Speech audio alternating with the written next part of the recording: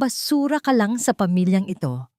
Ang malupit na boses ng kanyang ama ay sumabay sa paghagis ng luray-luray na manika sa paanan ng umiiyak niyang anak. Habang nagkakasayahan sila sa marangyang sala, ang mag-inay pinagtatawanan. Nilapastangan ang kanyang sakripisyo, ngunit pinulot ni Mireya ang manika. Pinahid ang luha at tahimik na sumumpa. Hindi na siya magiging biktima. Hanggang kailan maghahari ang mga halimaw na nagkukubli sa marangyang apelyido. Basura ka lang sa pamilyang ito, Mireya.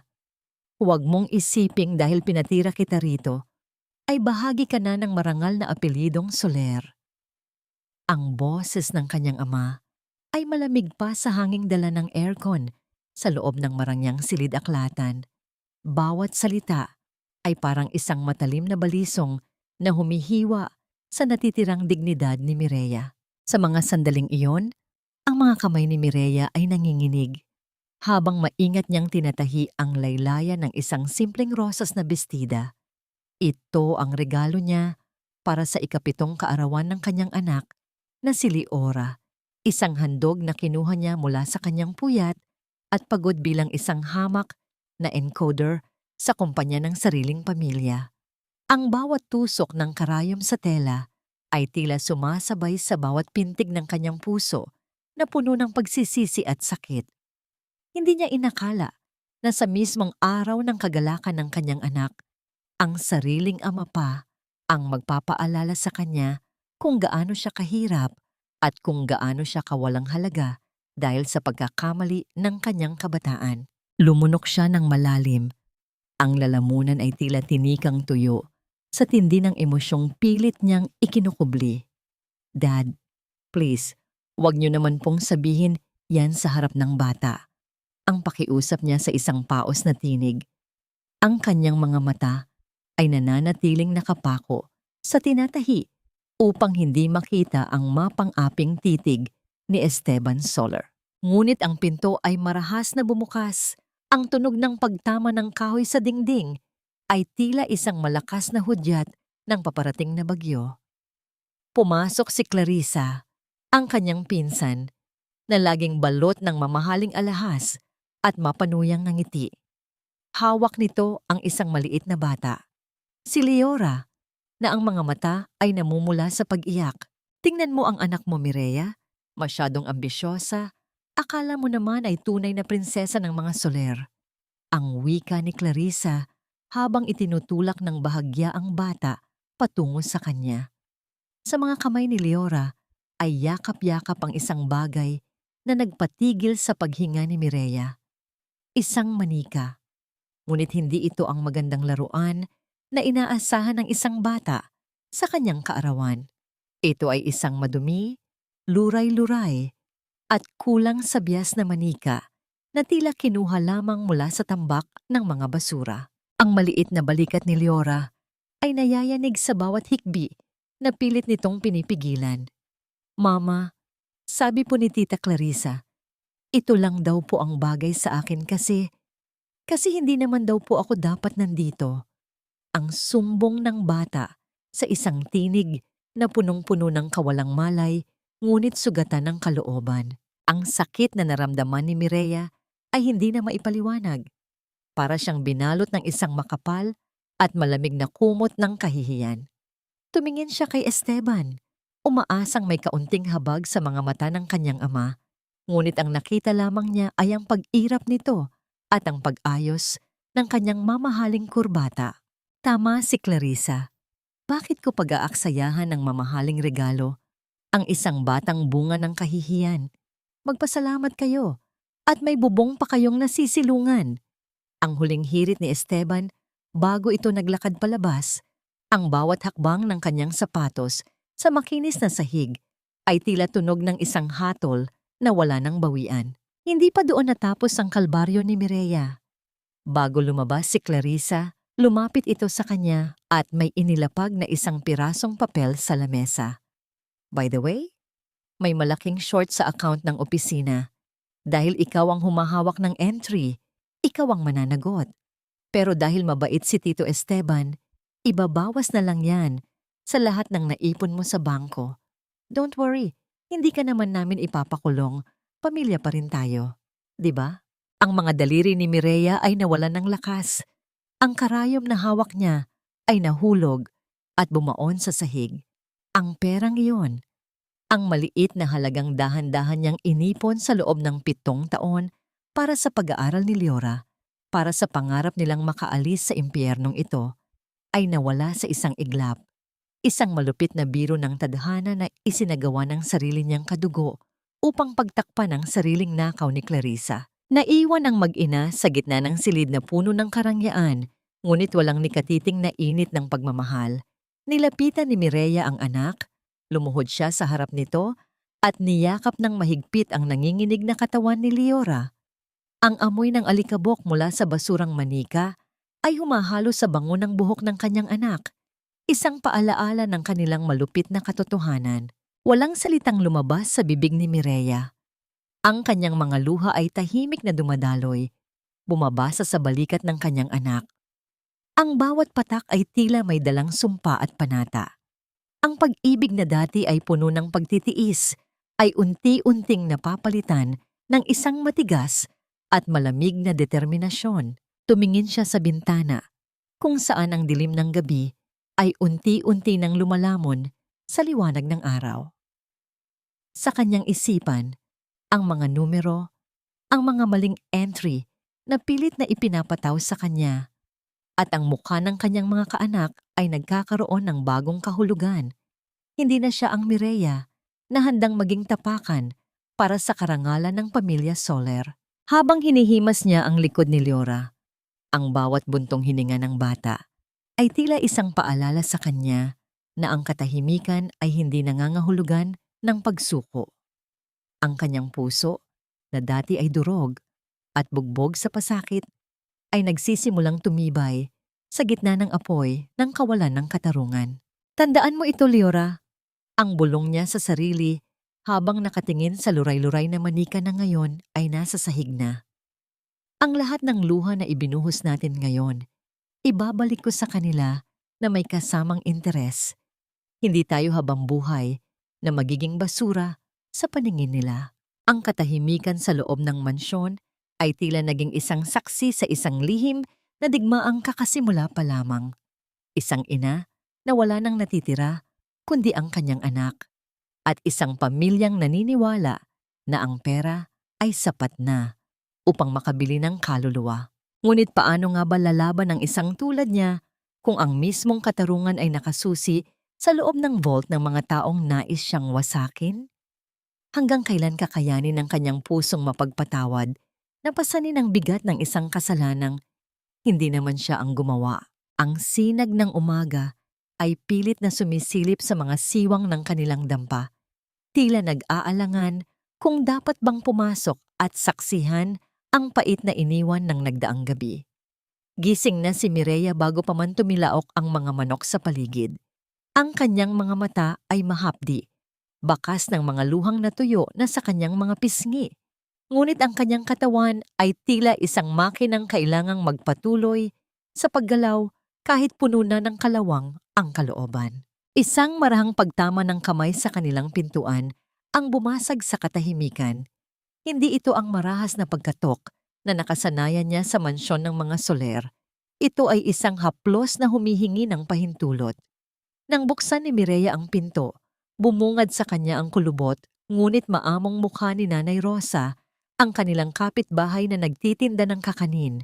Mireya, anak, mainit pa itong puto. Alam kong hindi ka pa nakakapagluto para kay Leora. Ang wika ng matanda, habang iniabot ang isang supot na naglalabas pa ng mabangong usok ng bagong saing na bigas. Ang init na nagmumula sa supot ay tila dumaloy sa nanlalamig na mga daliri ni Mireya. Isang simpleng kabutihang hindi niya kailanman naramdaman mula sa sariling kadugo. Salamat po, Nanay Rosa. Malaking tulong po ito. Ang paos na sagot ni Mireya. Sa isang sandali, naramdaman niya ang marahang pagpisil ng matanda sa kanyang braso. Isang tahimik na pagkilala sa bigat na kanyang pinapasan. Ang pagmamalasakit na ito ang nagsilbing kape na gumising sa kanyang natutulog na lakas. Pagdating sa opisina ng mga Soler, ang gusaling gawa sa salamin at semento ay tila isang higanting kabaong na handang lumamon sa kanyang pagkatao. Sa loob ng makipot na cubicle, sa sulok ng departamento ng accounting, ang hangin ay mabigat at puno ng amoy ng lumang papel at kawalang halaga. Hindi pa man siya nakakaupo. Nang maayos ay naramdaman na niya ang bawat pagtama ng matulis na takong ni Clarissa sa makintab na sahig. Isang tunog na tila nagmamarka ng bawat segundo ng kanyang paghihirap. Hoy Mireya! Ano pang tinutunganga mo diyan? Akala mo ba ay binabayaran ka para magmuni-muni? Ang matinis na boses ni Clarissa ay pumailan lang sa buong silid. Walang pasintabi nitong inihagis ang isang makapal na exox ng mga resibo sa ibabaw ng mesa ni Mireya, na naging sanhi ng paglipad ng ilang piraso ng papel sa sahig. I-encode mo lahat yan bago mag-lunch at siguraduhin mong walang mali. Dahil baka sa susunod, pati yung hininga mo ay ibawas ko na sa sahod mo. Marahang yumuko si Mireya upang pulutin ang mga nagkalat na papel. Sa bawat pagyuko niya, nararamdaman niya ang mapanuyang tingin ng ibang mga empleyado. Ngunit sa pagkakataong ito, hindi niya hinayaang pumatak ang kanyang mga luha. Sa halip, tinitigan niya ang mga resibong hawak niya. Ang bawat piraso ng papel ay hindi na lamang basura sa kanyang paningin. Ang mga ito ay mga piraso ng isang puzzle na kailangan niyang mabuo. Habang ang kanyang mga daliri ay mabilis na sumasayaw sa keyboard, ang bawat pagpindot niya ay tila isang tahimik na panalangin para sa katarungan. Ang mga numero sa screen ay nagsimulang magkaroon ng sariling buhay. Sa gitna ng mahabang listahan ng office supplies at representation expenses, ang kanyang matalas na mata ay natigilan sa isang partikular na entry. Isang resibo mula sa isang kilalang luxury boutique sa Makati na nagkakahalaga ng mahigit 50,000 piso, ngunit nakatala bilang pambili ng mga tinta para sa printer.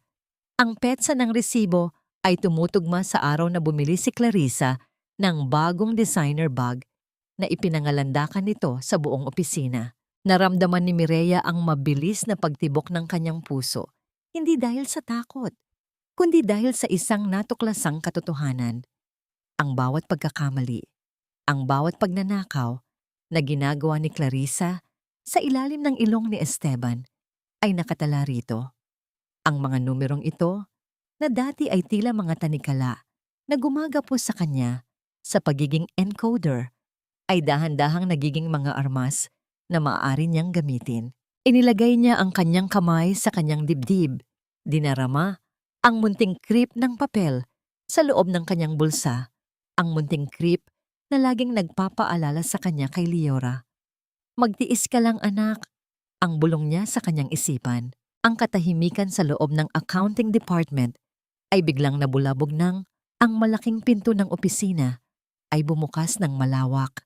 Ang lahat ng empleyado ay tila napako sa kanilang kinalalagyan.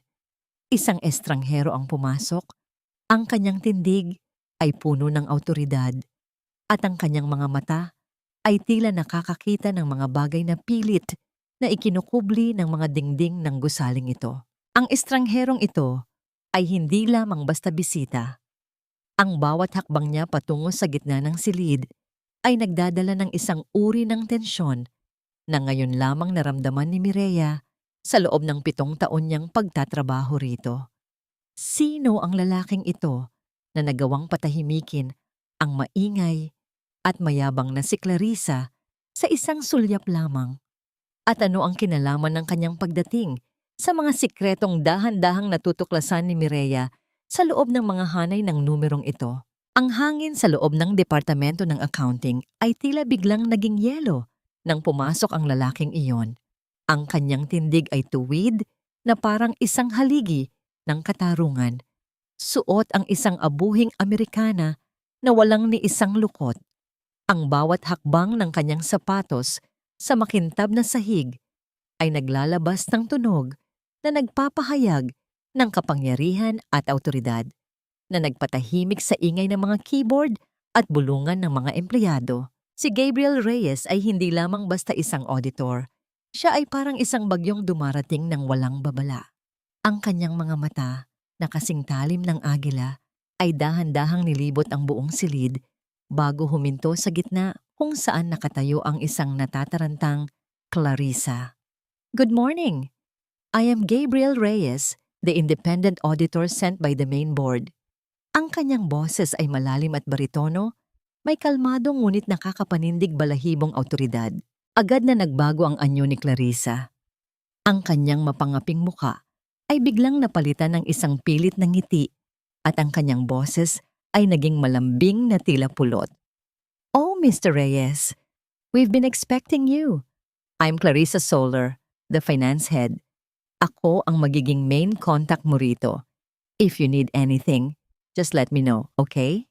Hindi natinag si Gabriel. Ang kanyang paningin ay hindi na natili kay Clarissa. Sa halip, tila may hinahanap siya sa paligid hanggang sa ang kanyang mga mata ay dumapo sa pinakamadilim na sulok ng silid. Doon, nakita niya si Mireya, isang babaeng nakayuko. Ang mga kamay ay mahigpit na nakakapit sa isang tumpok ng mga resibo. Tila gustong maglaho sa kanyang kinalalagyan. Eksaktong sa sandaling iyon ay pumasok si Esteban Solar sa silid. Ang kanyang mukha ay puno ng pekeng kagalakan habang lumalapit kay Gabriel. Mr. Reyes, welcome to Solar Group. Pasensya ka na sa gulo rito. Itong accounting department kasi ay medyo hectic ngayon. Ang wika ni Esteban habang tinatapik ang balikat ni Gabriel. Huwag mo nang pansinin ang mga tao rito, lalo na yan. Itinuro niya si Mireya ng walang pag-aalinlangan. Encoder lang yan. She's a bit slow and clumsy, kaya pasensya ka na kung medyo makalat sa bandang diyan. Naramdaman ni Mireya ang pamilyar na hapdi sa kanyang dibdib. Ang bawat salita ng kanyang ama ay parang isang sampal na pilit niyang tinitiis sa harap ng maraming tao. Hindi niya magawang iangat ang kanyang ulo dahil alam niyang ang kanyang mga mata ay nagsisimula nang mangilid ang luha. Sa kanyang pagkataranta, ang isang makapal na folder na hawak ni Mireya ay nadulas mula sa kanyang mga daliri. Ang mga papel sa loob nito ay nagkalat sa paanan ni Gabriel. Agad na lumuhod si Mireya upang pulutin ang mga ito. Ang kanyang buong katawan ay nanginginig sa takot at kahihiyan. See? I told you, she's clumsy. Ang muling pag-atake ni Esteban na may kasamang malakas na tawa na puno ng pangmamaliit. Ngunit sa halip na pandirihan o pagtawanan si Mireya, ang lahat ay nagulat nang si Gabriel ay dahan-dahang lumuhod sa sahig upang tulungan ang babae. Sa gitna ng pagkakaluhod, ang kamay ni Gabriel ay bahagyang sumayad sa nanginginig na mga daliri ni Mireya habang pinupulot nila ang isang partikular na resibo. Isang kuryente ng hindi maipaliwanag na pakiramdam ang dumaloy sa balat ni Mireya. Isang init na hindi niya naramdaman sa loob ng mahabang panahon. Sa malapit na distansyang yon, napansin ni Gabriel ang isang detalye na nagpahinto sa kanyang hininga. Sa ilalim ng lamesa, nakita niya ang mga sapatos ni Mireya. Ang mga ito ay lumana, kupas ang kulay, at ang got ay pudpod na. Tila sumasalamin sa bawat kilometrong nilakad ng babae sa ilalim ng init at ulan para lamang sa kanyang anak. Sa kabila ng marangyang pangalan ng Soler na nakapaskil sa labas ng gusali, ang babaeng ito ay tila isang estranghero sa karangyaan. Inangat ni Gabriel ang kanyang tingin at nagtagpo ang kanilang mga mata. Nakita niya ang lalim ng lungkot sa mga mata ni Mireya, isang lungkot na tila sumisigaw ng tulong ngunit natatakpan ng takot. Marahang tumayo si Gabriel, bitbit ang folder na inayos na niya ng mabuti. Iniabot niya ang folder kay Mireya nang walang anumang bakas ng pangungutya. Be careful next time, Miss Solar. Ang wika niya sa isang tinig na mas malambot kaysa sa kanyang pakikipag-usap kanina kay Esteban. Bumalik si Gabriel sa kanyang malamig na anyo at humarap kay Esteban at Clarissa. I want to start my work immediately. Gusto kong makita ang lahat ng ledger at subjournals para sa huling 3 buwan. Ngayon din. Ang mukha ni Clarissa ay biglang namutla. Ang mga ledger na hinihingi ni Gabriel ay ang eksaktong mga record kung saan itinatago ni Mireya ang mga ebidensya ng kanyang pagnanakaw. Ang katahimikan sa silid ay naging mabigat, tila isang tali na dahan-dahang humihigpit sa leeg ng bawat isa. Paano kung mahanap ni Gabriel ang mga anomalya sa unang araw pa lamang ng kanyang pagsusuri? At paano kung ang babaeng tinawag nilang mabagal at inutil ang siya palang may hawak ng susi sa kanilang pagkawasak? Ang bawat sandali sa loob ng silid ng accounting ay tila isang paglilitis na walang katapusan. Nakaupo si Gabriel sa gitna, ang kanyang mga daliri ay marahang sumasayaw sa ibabaw ng mga dokumento habang ang kanyang paningin ay nananatiling matalas at mapanuri. Sa bawat paglipat niya ng pahina, ang tunog ng papel ay tila isang babala sa mga taong may itinatago. Sa kabilang banda, si Mireya ay nakaupo sa kanyang maliit na mesa. Ang kanyang mga balikat ay nakakubog at ang kanyang mga kamay ay malamig pa sa yelo habang pilit niyang iniiwasan ang titig ng auditor. Miss Solar, mari mo bang ipaliwanag kung bakit may ganitong kalaking pagkakaiba sa mga miscellaneous expenses para sa buwan ng Mayo? Ang boses ni Gabriel ay nananatiling kalmado, ngunit ang bawat salita niya ay tila isang kompas na naghahanap ng tamang tono. Tumikhim si Mireya, ang kanyang puso ay tila isang tambol na mabilis ang pagtibok sa loob ng kanyang dibdib. Mr. Reyes, hindi ko po sigurado. Encoder lang po ako. Inilalagay ko lang po kung ano ang ibinibigay sa aking mga dokumento ni na tita.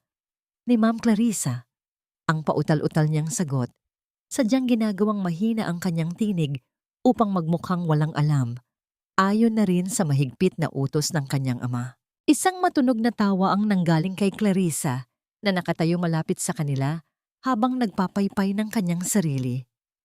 I told you, Mr. Reyes, huwag mo nang pag-aksayahan ng panahon yan. She's just a high school graduate who got lucky because of our family's charity. She doesn't understand the complexity of our finances. Isang pagkakamali lang naman yan sa buhay. Parang yung ginawa niya noong 25 siya.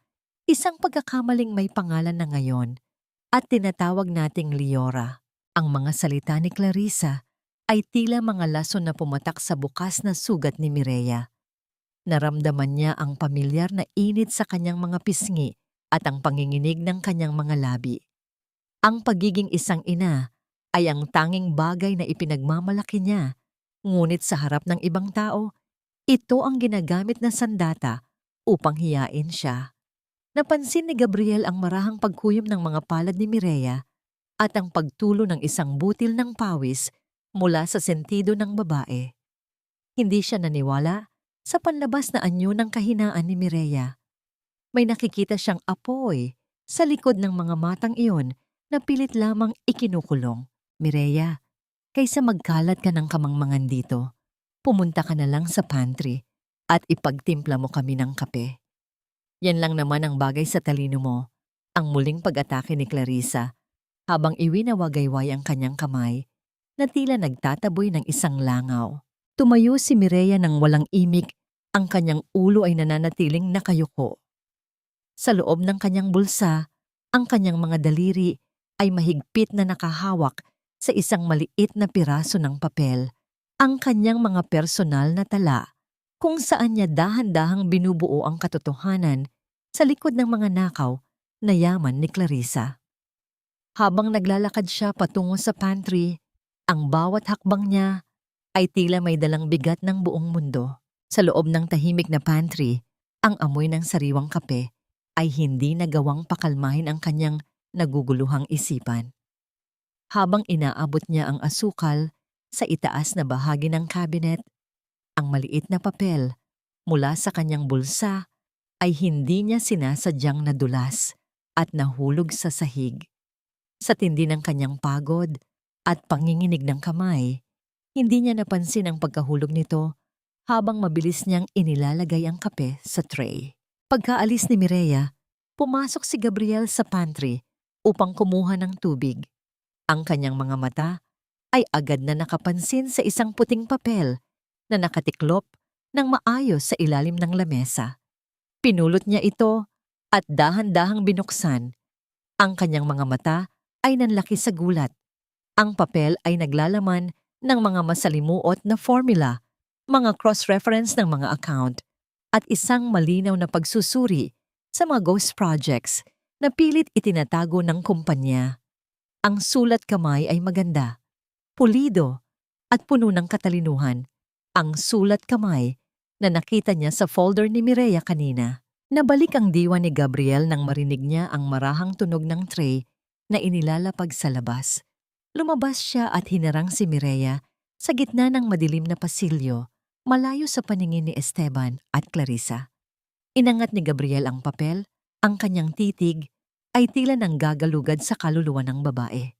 Ang encoder na sinasabi nilang clumsy at inutil ay hindi magagawa ang ganito katusong pagsusuri. Ang wika ni Gabriel sa isang seryoso at mapanghamong tinig.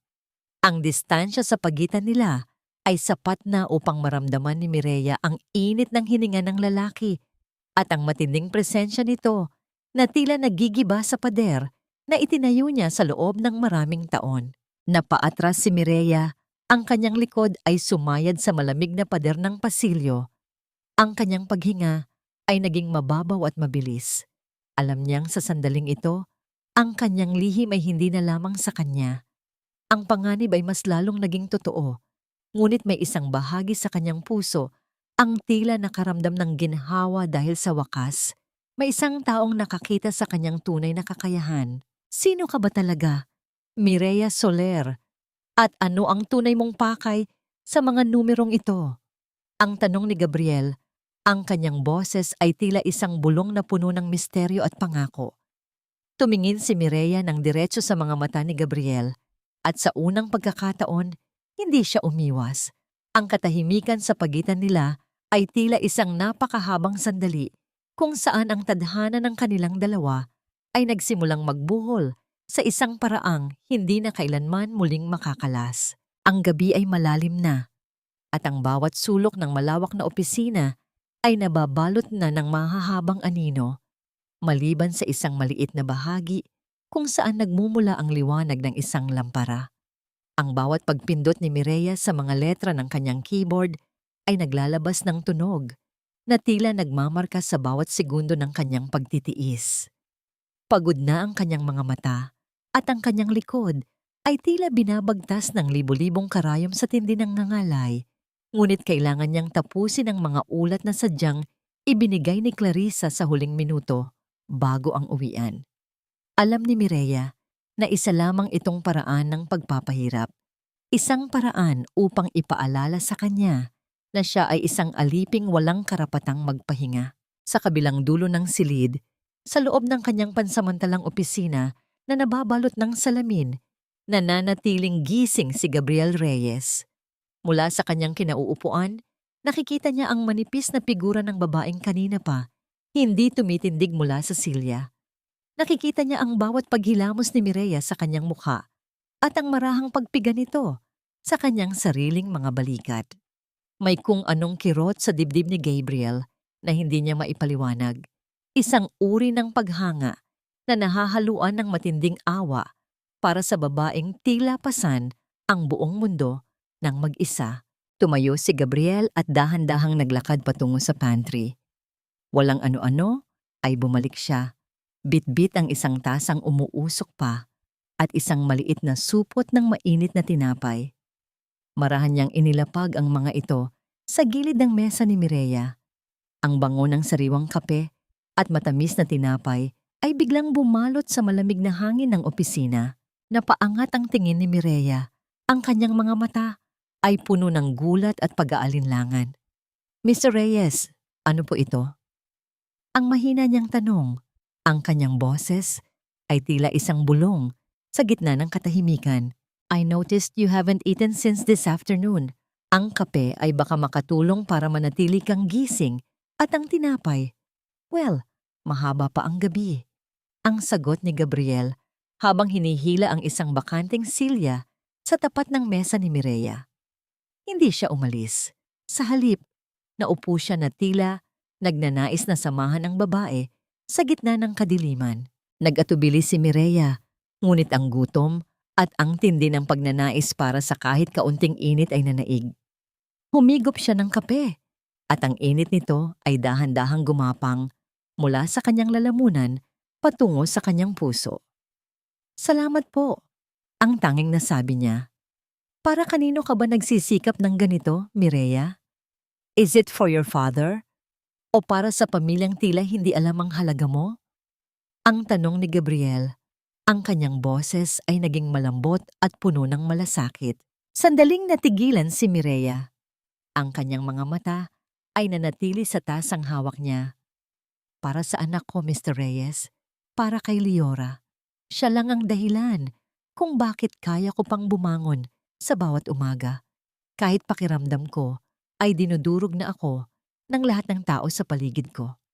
Sa unang pagkakataon, may isang maliit at mahiwagang ngiti ang sumilay sa mga labi ni Mireya nang mabanggit niya ang pangalan ng kanyang anak.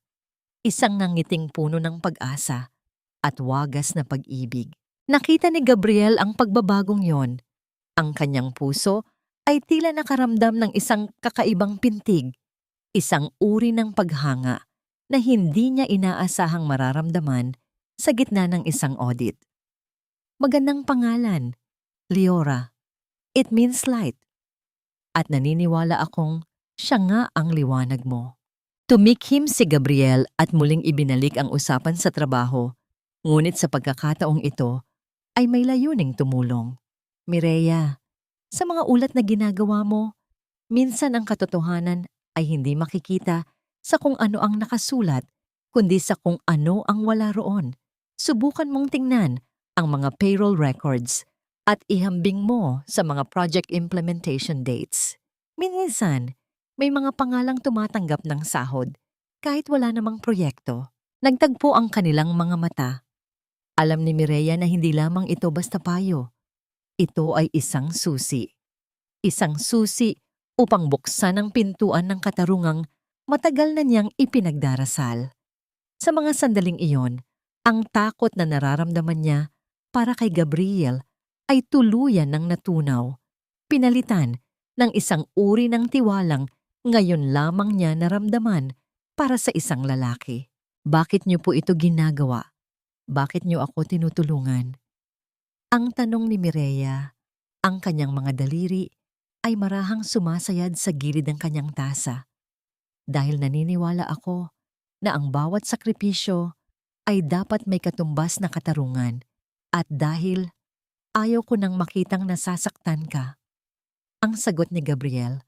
Ang kanyang titig ay naging malalim at puno ng mga salitang hindi kayang bigkasin ng bibig. Ang katahimikan sa pagitan nila ay naging isang mainit na yakap ng pangunawa. Ang pagitan ng kanilang mga kamay sa ibabaw ng mesa ay tila kumakatawan sa isang tulay na dahan-dahang nabubuo. Sa unang pagkakataon, sa loob ng maraming taon, naramdaman ni Mireya na hindi na siya nag-iisa sa kanyang laban. Ngunit ang katahimikang iyon ay biglang napunit. Ang tunog ng matutulis na takong ay mabilis na lumalapit mula sa pasilyo. Bawat pagtama nito sa sahig ay tila isang babala ng panganib. Ang pinto ay marahas na bumukas at tumambad ang mukha ni Clarissa. Ang kanyang mga mata ay nag-aapoy sa matinding guilt at selos habang nakatingin sa 2 taong magkasama sa gitna ng gabi. "So, ito pala ang pinagkakaabalahan nyo rito? Isang auditor at isang hamak na encoder naglalandian sa gitna ng trabaho?" Ang bulyaw ni Clarissa. Ang kanyang boses ay tila isang latigo na humahampas sa katahimikan ng gabi. Napatayo si Mireya. Ang kanyang puso ay tila gustong tumalon mula sa kanyang dibdib sa tindi ng kaba. Ang kape sa kanyang tasa ay bahagyang natapon sa kanyang nanginginig na mga kamay. Sa mga sandaling iyon, ang kapayapaang kabubuo pa lamang ay muling gumuho, pinalitan ng isang ulap ng panganib na tila walang katapusan. Ang sikat ng araw sa sumunod na umaga ay walang hatid na init para kay Mireya. Habang naglalakad siya sa pasilyo ng kumpanya, tila bawat empleyadong nadadaanan niya ay may dalang mapanghusgang tingin, bunga ng mga nakalalasong bulong na kanina pa ipinakakalat ni Clarissa mula pa sa kanilang pagdating. Ang hangin ay mabigat, puno ng tensyong tila isang kumpas, bago ang isang malakas na dilubyo. Tito, I'm telling you, hindi lang trabaho ang ginagawa nila sa gabi. She's using her charms para iligaw si Mr. Reyes at itago ang mga failures niya sa records. Ang boses ni Clarissa ay nanggagaling sa loob ng opisina ni Esteban. Sapat na malakas upang marinig ni Mireya na nakatayo sa labas. Nanginginig ang mga kamay habang yakap ang kanyang manipis na jacket. Nang bumukas ang pinto, lumabas si Clarissa na may kasamang nakangising tagumpay sa kanyang mga labi. Pumasok ka na. Kanina ka pa hinihintay ng daddy mo. Good luck. You'll need it more than ever. Ang bulong nito bago tinalikuran si Mireya nang may kasamang pag-indayog ng balikat. Sa loob ng malawak na silid na amoy lumang kahoy at mamahaling tabako, nakaupo si Esteban sa likod ng kanyang malaking mesa. Hindi siya sumisigaw at yun ang mas nakatatakot. Sa halip, ang kanyang mukha ay puno ng isang mapagkunwaring pagkadismaya, isang ekspresyong mas masakit pa kaysa sa isang pisikal na sampal. Mireya, lumapit ka. Ang utos niya sa isang tinig na kalmado, ngunit may dalang talim na tila humihiwa sa hangin. Dad, wala pong katotohanan ang iniisip niyo. Mr. Reyes was just helping me understand the complex reports dahil gusto ko lang pong maging maayos ang trabaho ko. Ang pakiusap ni Mireya, ang kanyang boses, ay tila isang maliit na ibong naghahanap ng mapagtataguan sa gitna ng bagyo. Tumahimik ka! Ang madiing putol ni Esteban, ang kanyang mga mata ay nananatiling malamig. Akala ko ba ay natuto ka na noong 7 taon na ang nakalilipas? Isang beses mo nang binalot ng kahihiyan ang pangalang Soler dahil sa iyong kapusukan. At ngayon, pati ang auditor na ipinadala ng board ay gagawin mong biktima? Are you that desperate, Mireya? Gagawin mo ba ang lahat, kahit ibenta ang iyong dignidad, para lang pagtakpan ang iyong kawalan ng kakayahan sa opisina? Ang mga salita ni Esteban ay tila mga latigong humahampas sa kaluluwa ni Mireya, na nag-iiwan ng mga sugat na hindi nakikita ng mata. Naramdaman niya ang matinding panginginig ng kanyang mga tuhod at ang unti-unting pagpanik ng sikip sa kanyang dibdib. Ang bawat salita ay idinisenyo upang iparamdam sa kanya na siya ay marumi, na siya ay walang halaga, at na ang taming dahilan kung bakit siya narito ay dahil sa limos na awa ng kanyang ama.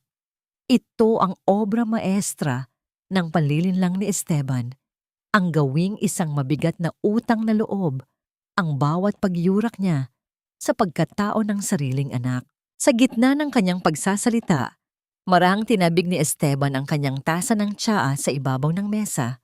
Ang mainit na likido ay dahan-dahang kumalat sa mamahaling alpombra at tumalsik sa lumang sapatos ni Mireya. Look what you made me do. Napakagulo mo talagang bata. Pati kape ko ay nadadamay sa dumi mo. Ngayon, lumuhod ka at linisin mo yan. Yan naman ang papel mo rito, di ba?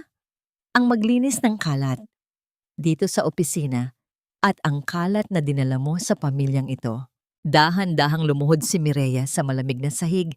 Ang kanyang mga tuhod ay tumama sa matigas na latag ng walang reklamo.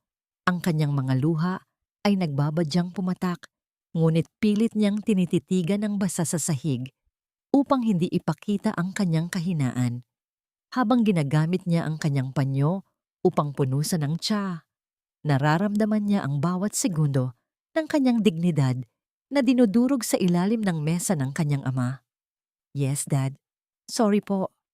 Ang tanging lumabas sa kanyang mga labi. Isang mechanical na tugon ng isang taong sanay ng maging biktima sa loob ng sariling tahanan. Sa labas ng bahagyang nakabukas na pinto, nakatayo si Gabriel. Ang kanyang mga kamay ay nakakuyom sa galit sa loob ng kanyang mga bulsa habang naririnig ang bawat salitang binitawan ni Esteban. Nakita niya sa siwang ng pinto ang figura ni Mireya na nakaluhod. Tila isang ribulto ng pighati na pilit na binabasag. Hindi niya akalain na ang isang ama ay kayang gumamit ng gayong uri ng psikolohikal na pagpapahirap upang kontrolin ang sariling dugo at laman. Hindi na nakatiis si Gabriel na panoorin ang kawalang katarungang ito. Naglakad siya patungo sa kabilang dulo ng pasilyo at sinadyang itabig ang isang malaking seramikang vase na nakapatong sa isang pedestal. Ang tunog ng pagkakabasag ng mga piraso sa sahig ay umalingaw-ngaw sa buong palapag, tila isang pagsabog na nagpabago sa daloy ng hangin. Agad na napatayo si Esteban at lumabas upang tingnan ang pinagmulan ng ingay. Habang si Mireya ay nanatiling nakaluhod, nagtataka sa biglaang pagkagambala. Nang makita ni Esteban si Gabriel na nakatayo malapit sa mga nagkalat na piraso ng seramika, agad na nagbago ang anyo ng matanda mula sa pagiging isang malupit na diktador patungo sa isang magalang at maunawaing negosyante. Mr. Reyes, what happened? Are you all right? Hayaan mo, tatawag ako ng maglilinis niyan. Ang tanong ni Esteban. Ang kanyang boses ay punong-puno na ngayon ng pekeng pag-aalala at kagalang-galang na tono. I'm fine, Mr. Soler. Nadulas lang ang kamay ko habang tinitingnan ang paligid. Pasensya na sa abala. Ang sagot ni Gabriel, ang kanyang mga mata ay nananatiling nakapako kay Esteban, puno ng isang babalang hindi kayang basahin ng matanda sa likod ng kanyang mapanuring titig. Nang matapos ang gulo at makaalis si Esteban upang kumuha ng tulong, mabilis na bumalik si Mireya sa kanyang maliit na mesa sa accounting. Ngunit ang tunay na pasakit ay naroon pa rin. Sa pagbukas niya ng kanyang online banking upang tingnan kung pumasok na ang kanyang sahod para sa pambili ng gamot ni Leora, ang kanyang hininga ay tila tumigil. Ang balanse ay nagpapakita ng zero. May isang maikling memo na nakalakip mula sa accounting department sa ilalim ng utos ni Clarissa. Total deduction for reputation damages and office negligence. Paano niya bibigyan ng pagkain si Leora ngayong gabi? Paano niya haharapin ang bukas kung ang huling sentimong pinaghirapan niya ay kinuha na ng mga taong dapat ay nagtatanggol sa kanya? Sa gitna ng malamig at tahimik na opisina, naramdaman ni Mireya ang isang uri ng desperasyong mas masakit pa sa anumang sampal o salita. Anong gagawin ko, Leora? Saan tayo kukuha ng pambuhay natin? Ang bulong niya sa hangin, habang ang anino ng kanyang ama sa pader ay tila isang malaking tanikalang muling humihigpit sa kanyang leeg, na nag-iiwan sa kanya sa gitna ng kawalan ng pag-asa. Ang bawat patak ng ulan sa labas ng kanilang munting tahanan ay tila sumasabay sa mabigat at mabilis na paghinga ni Leora. Sa gitna ng dilim, ang init na nagmumula sa munting katawan ng anak ay sapat na upang durugin ang natitirang tatag ni Mireya. Wala siyang pera, wala siyang mahinga ng tulong sa sariling pamilya, at ang tanging natitira sa kanya ay ang kanyang desperasyon at ang panatang hindi niya hahayaang mamatay ang kanyang liwanag. Nanay Rosa, pasensya na po. Wala na po talaga akong malapitan. Ibabalik ko rin po ito. Pangako. Ang pakiusap ni Mireya sa isang paos na tinig habang tinatanggap ang ilang piraso ng barya at gusot na papel mula sa kapitbahay. Ang bawat sentimong yon ay tila may bigat ng isang bundok, isang utang na loob na hindi lamang sa pera, kundi sa dangal. Huwag mo nang isipin yon, Mireya. Ang bata ang mahalaga. Sige na, bumili ka na ng gamot. Ang mahinang sagot ni Nanay Rosa, ang kanyang tinig ay puno ng awa para sa inang. Tila itinakwil na ng tadhana. Sa gitna ng gabing iyon, matapos mapainom ng gamot si Leora, isang kakaibang lakas ang bumalot sa pagkatao ni Mireya. Hindi sapat ang limos, hindi sapat ang pagtitiis. Kailangan niyang makuha ang katotohanan upang mapalaya ang kanilang kinabukasan. Gamit ang kanyang lumang jacket upang panangga sa ulan, tinahak niya ang daan patungo sa gusali ng Solar Group. Ang dambuhalang istruktura ay tila isang halimaw na natutulog. Ngunit sa loob nito ay naroon ang susi sa kanyang paghihiganti. Gamit ang susi na hindi pa niya isinusuko, Pumasok si Mireya sa madilim na opisina. Ang tanging liwanag ay nagmumula sa mga streetlight sa labas na sumisilip sa mga bintana. Ang kanyang bawat hakbang sa carpeted na sahig ay tila walang tunog. Ngunit ang kaba sa kanyang dibdib ay tila isang mabilis na tambol na maririnig lamang sa kanyang sariling pandinig. Pagdating sa mesa ni Clarissa, dahan-dahan niyang binuhay ang computer. Ang asul na liwanag mula sa monitor ay nagbigay ng isang multong anyo sa mukha ni Mireya sa gitna ng kadiliman. Mabilis niyang isinaksak ang USB drive. Ang cursor sa screen ay tila isang pagong na dahan-dahang gumagapang. Bawat porsyento ng pagkopya ng black ledger ni Clarissa ay tila isang taon sa kanyang pakiramdam. 40%. 60. Ang pawis ay dahan-dahang gumagapang mula sa kanyang noo patungo sa kanyang mga mata, ngunit hindi siya kumukurap.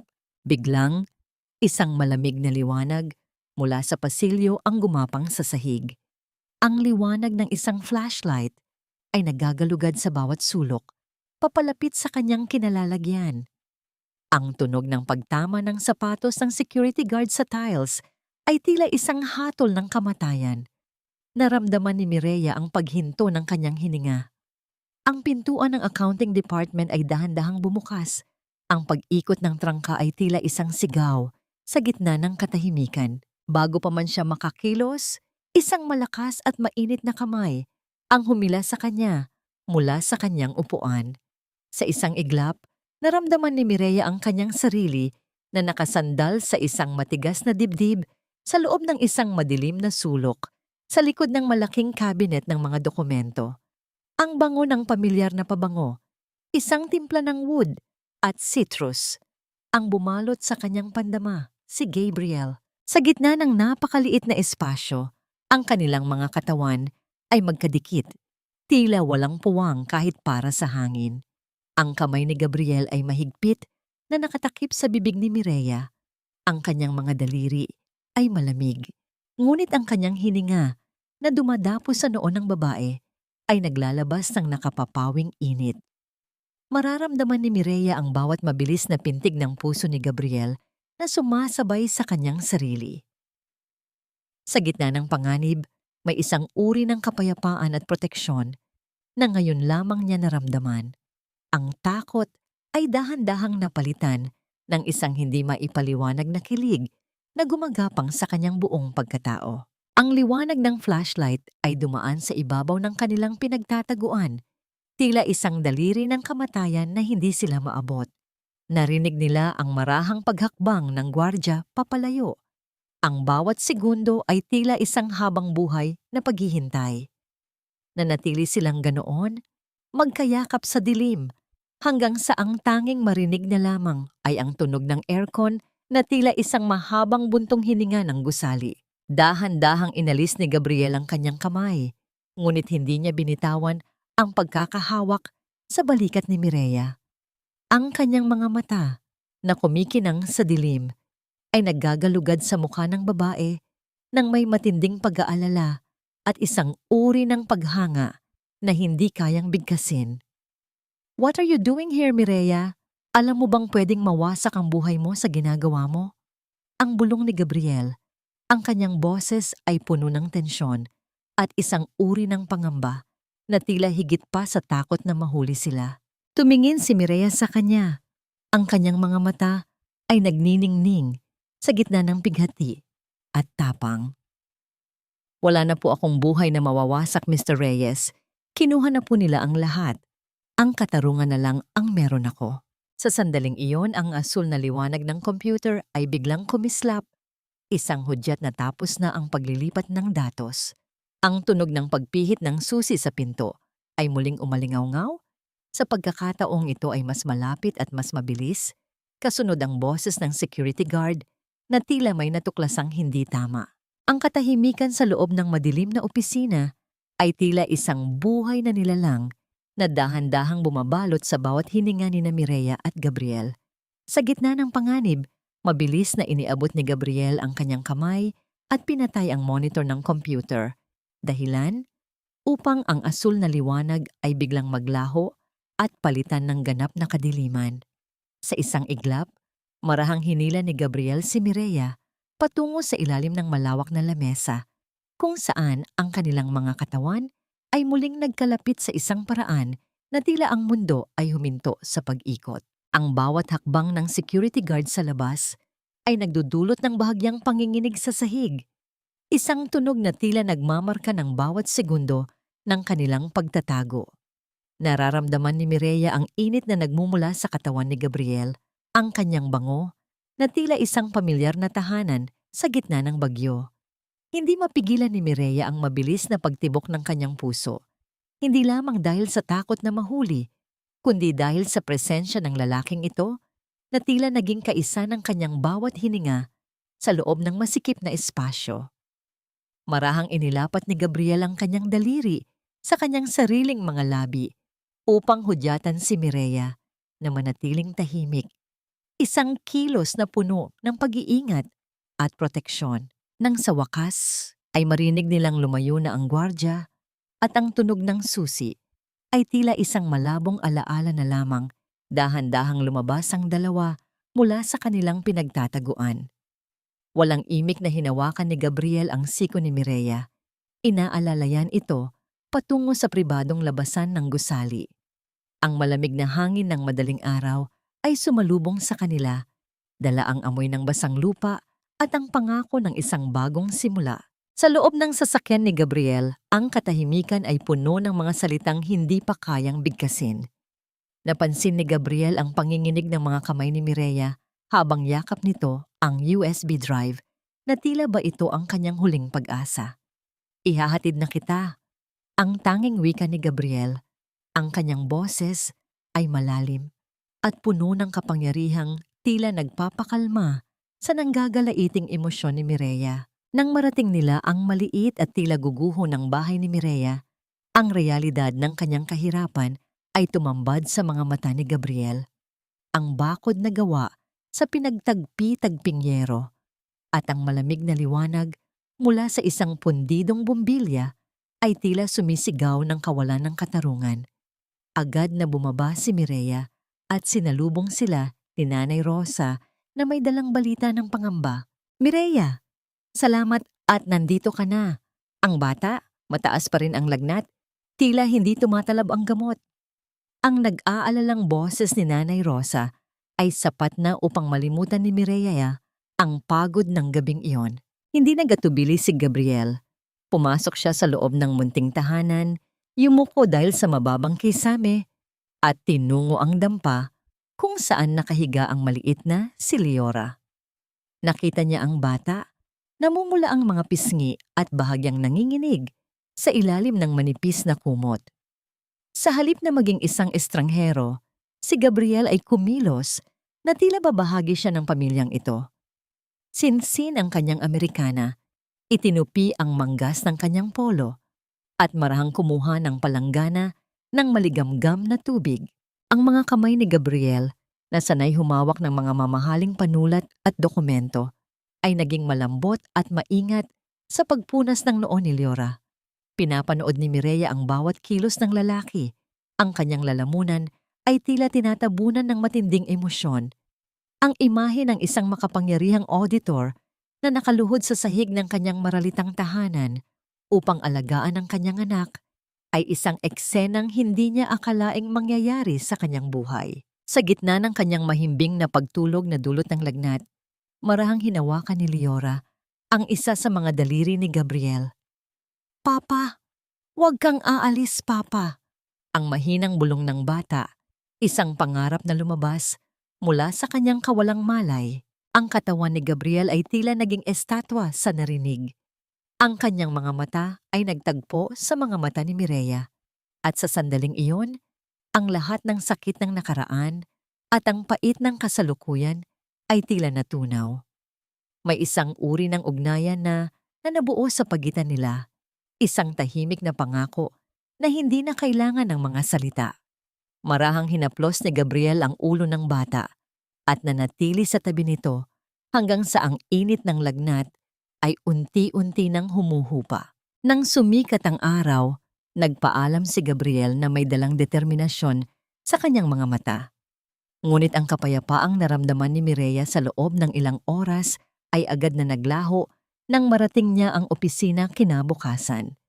Ang lahat ng empleyado ay nakatingin sa kanya nang may halong awa at pangungutya. Nang marating ni Mireya ang kanyang mesa, ang tanging bumungad sa kanya ay ang isang bakanting ibabaw, ang kanyang computer, ang kanyang mga gamit, at pati ang maliit na larawan ni Leora ay wala na doon.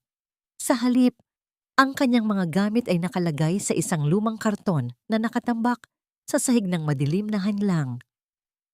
Sa tapat ng kanyang upuan, nakatayo si Clarissa. Ang kanyang mga kamay ay nakapamewang at ang kanyang mukha ay puno ng isang tagumpay na tila nanggagaling sa kailaliman ng impyerno. Don't bother sitting down, Mireya. Your services are no longer needed. Mas mabuting asikasuhin mo na lang ang anak mong bunga ng pagkakamali bago ka pa tuluyang makulong sa pagnanakaw ng impormasyon. Ang wika ni Clarissa, ang bawat salita, ay tila isang matalim na kuko na kumakalmot sa natitirang lakas ni Mireya. Ang mundo ni Mireya ay tila dahan-dahang gumuho sa kanyang harapan. Ang bawat sakripisyo, ang bawat gabing walang tulog, ay tila binaliwala ng isang iglap. Sa gitna ng tawanan ng kanyang mga kasamahan at ang malupit na titig ng kanyang pinsan, isang katanungan ang bumalot sa kanyang isipan. Hanggang kailan siya kailangang dumanas ng ganitong uri ng sakit bago niya makamit ang liwanag na kanyang ipinangako sa kanyang anak? Nakatayo si Mireya sa gitna ng malamig na pasilyo. Ang kanyang mga kamay ay mahigpit na nakahawak sa gilid ng lumang karton kung saan nakasalansan ang kanyang mga pangarap na nauwi sa abo. Ang bawat bulong ng mga kasamahan sa trabaho na dumaan sa kanyang paligid ay tila mga huni ng mga insekto na naghahanap ng mabubulok na laman. Ang bawat sulyap nila ay puno ng panghuhusga, isang tahimik na paghatol sa isang inang tila itinadhana na mabaon sa putik ng kahihiyan. Ano, Mireya? Bakit hindi ka pa umaalis? O baka naman hinihintay mo pa ang mga pulis na sumundo sa'yo? Ang tinig ni Clarissa ay puno ng kamandag. Habang lumalapit siya, ang tunog ng kanyang mamahaling sapatos sa sahig ay tila isang babala ng paparating na hatol. Hindi lang pagnanakaw ng impormasyon ng kaso mo. We found out na may nawawalang pondo sa union dues ng mga empleyado. At ikaw ang huling humawak ng records. You are in deep trouble, pinsan. Naramdaman ni Mireya ang biglang panlalamig ng kanyang buong katawan. Isang patibong, isang masalimuot at tuso na patibong na idinisenyo upang tuluyan siyang ilibing. Alam niyang wala siyang kinuha, ngunit sa mundong ito ng mga soler, ang katotohanan ay madalas na natatabunan ng kapangyarihan ng mga kasinungalingan. Sa gitna ng tensyon, bumukas ang pinto ng opisina ni Esteban. Lumabas ang kanyang ama. Ang mukha nito ay hindi nagpapakita ng galit, kundi ng isang mapagkunwaring awa na mas masakit pa sa anumang sampal. Clarissa, iwan mo muna kami, ang utos ni Esteban. Nang silang dalawa na lamang ang naiwan sa dulo ng hanlang, humarap siya kay Mireya. Mireya, ayaw kong makita ang sarili kong dugo at laman sa likod ng rehas. Alam mo ang kahihiyang idudulot nito sa pangalan natin. Ang simula ni Esteban, ang kanyang boses ay tila isang malambot na pelus na nagtatago ng isang matalim na patalim. I can make all of this go away. Ang nawawalang pera, ang mga ebidensya ng pagnanakaw mo ng files. Mabubura lahat yan, but in exchange, kailangan mong pirmahan ito. Inilabas ni Esteban ang isang dokumento mula sa kanyang Amerikana, isang quitclaim at waiver of rights. Pirmanan mo ito. Talikuran mo ang anumang karapatan mo sa mana at sa kumpanyang ito at makakaalis ka rito ng malaya. Para rin ito sa ikabubuti ni Leora. Ayaw mo namang lumaki ang anak mo na ang ina ay isang bilanggo, hindi ba? Ito ang tunay na mukha ng demonyo. Isang ama na gagamitin ang takot ng kanyang anak upang tuluya itong alisan ng karapatan. Ang gaslighting ni Esteban ay tila isang usok na dahan-dahang sumasakal sa katinoan ni Mireya. Naramdaman niya ang panginginig ng kanyang mga tuhod, ang pagnanais na bumigay na lamang para sa kaligtasan ni Leora. Ngunit sa mga sandaling iyon, isang bulto ang lumitaw sa dulo ng pasilyo. Si Gabriel. Ang kanyang presensya ay tila isang pader na humaharang sa hanging dala ng malupit na alok ni Esteban.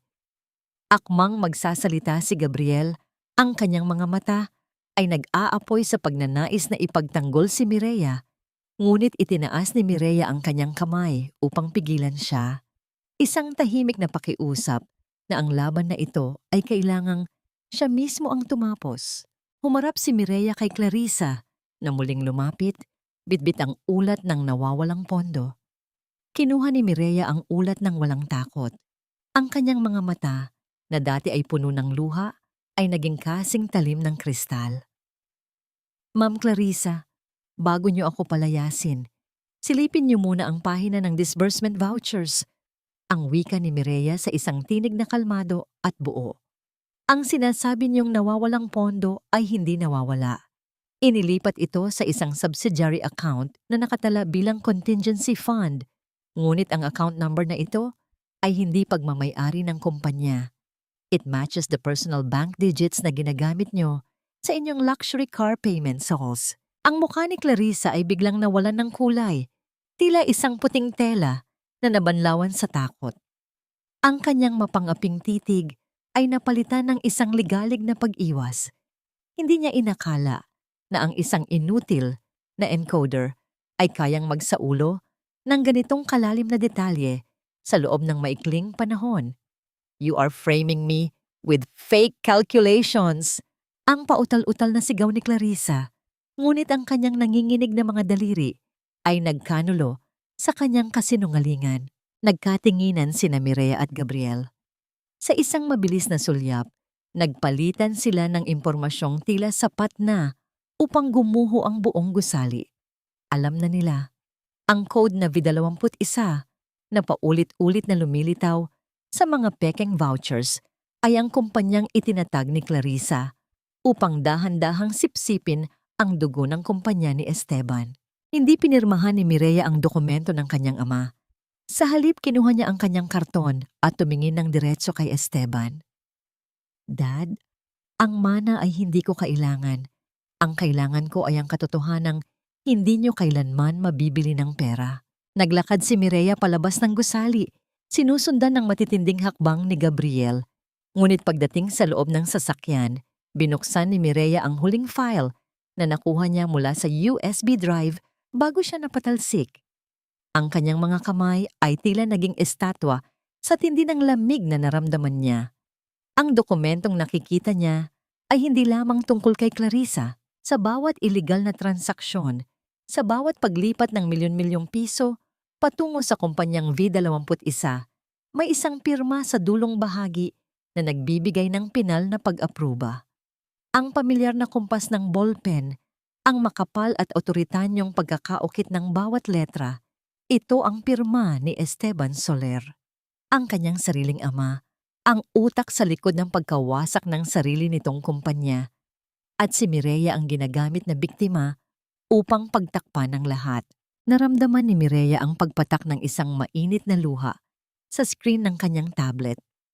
Paano nagagawa ng isang magulang na ipalamon sa apoy ang sariling anak para lamang sa sariling kaligtasan? Hanggang saan ang hangganan ng kasamaan ng taong nagbigay sa kanya ng buhay? Ang balabal ng gabi ay muling bumalot sa lungsod. Ngunit para kay Esteban at Clarissa, ang kadiliman ay hindi oras ng pahinga, kundi isang pagkakataon upang maghasik ng lason. Sa loob ng marangyang opisina ni Esteban, ang liwanag mula sa mamahaling chandelier ay tila nagbibigay ng isang maputlang anyo sa kanilang mga mukha.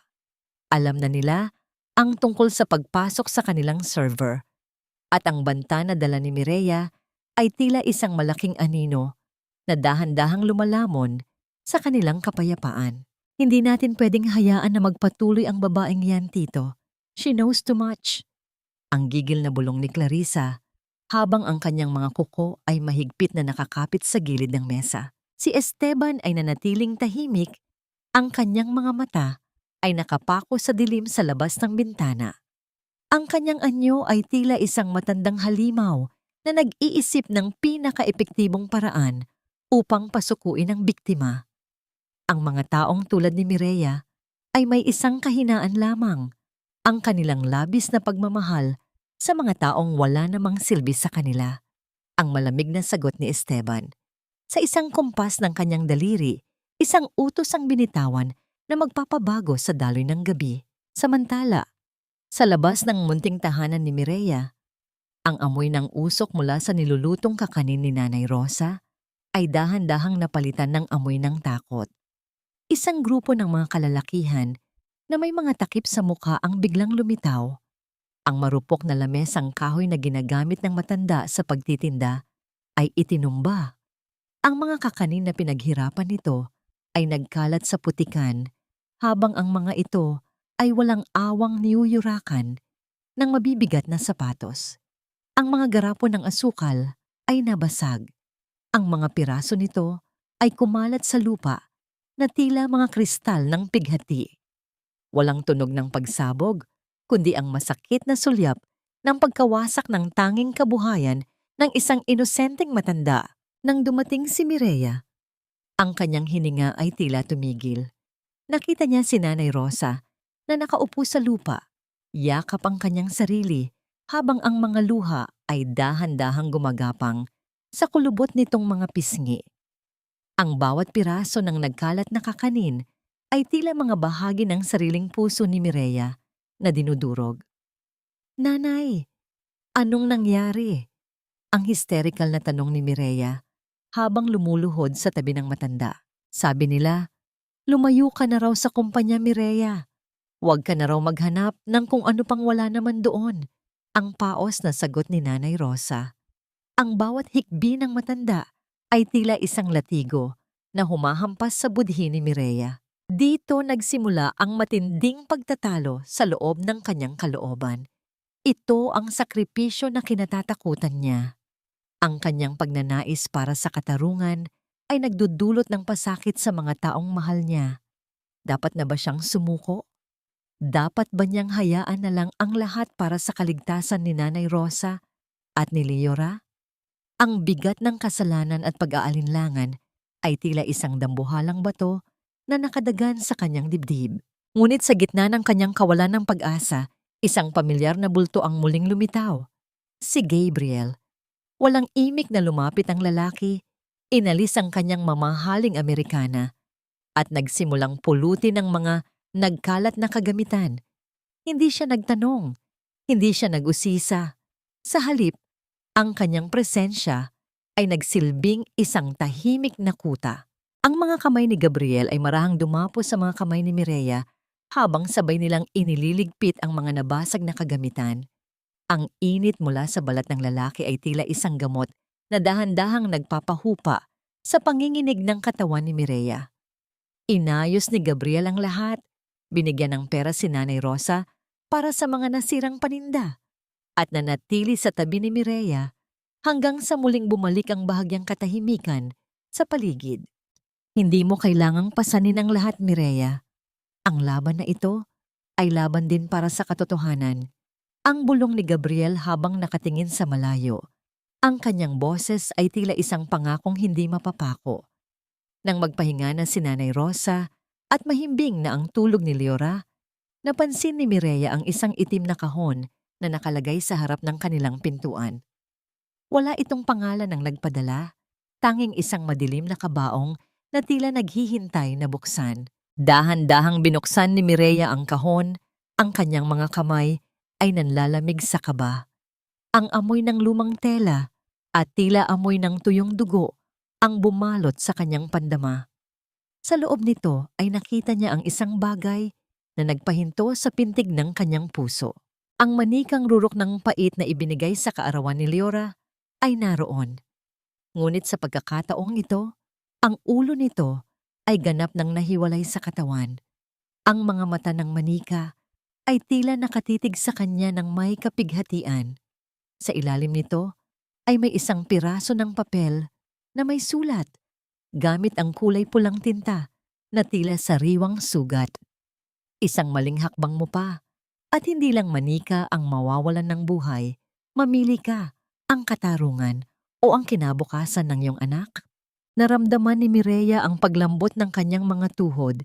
Ang kanyang paningin ay nagsimulang lumabos sa tindi ng takot. Ang bawat sulok ng kanilang tahanan ay tila biglang naging mapanganib.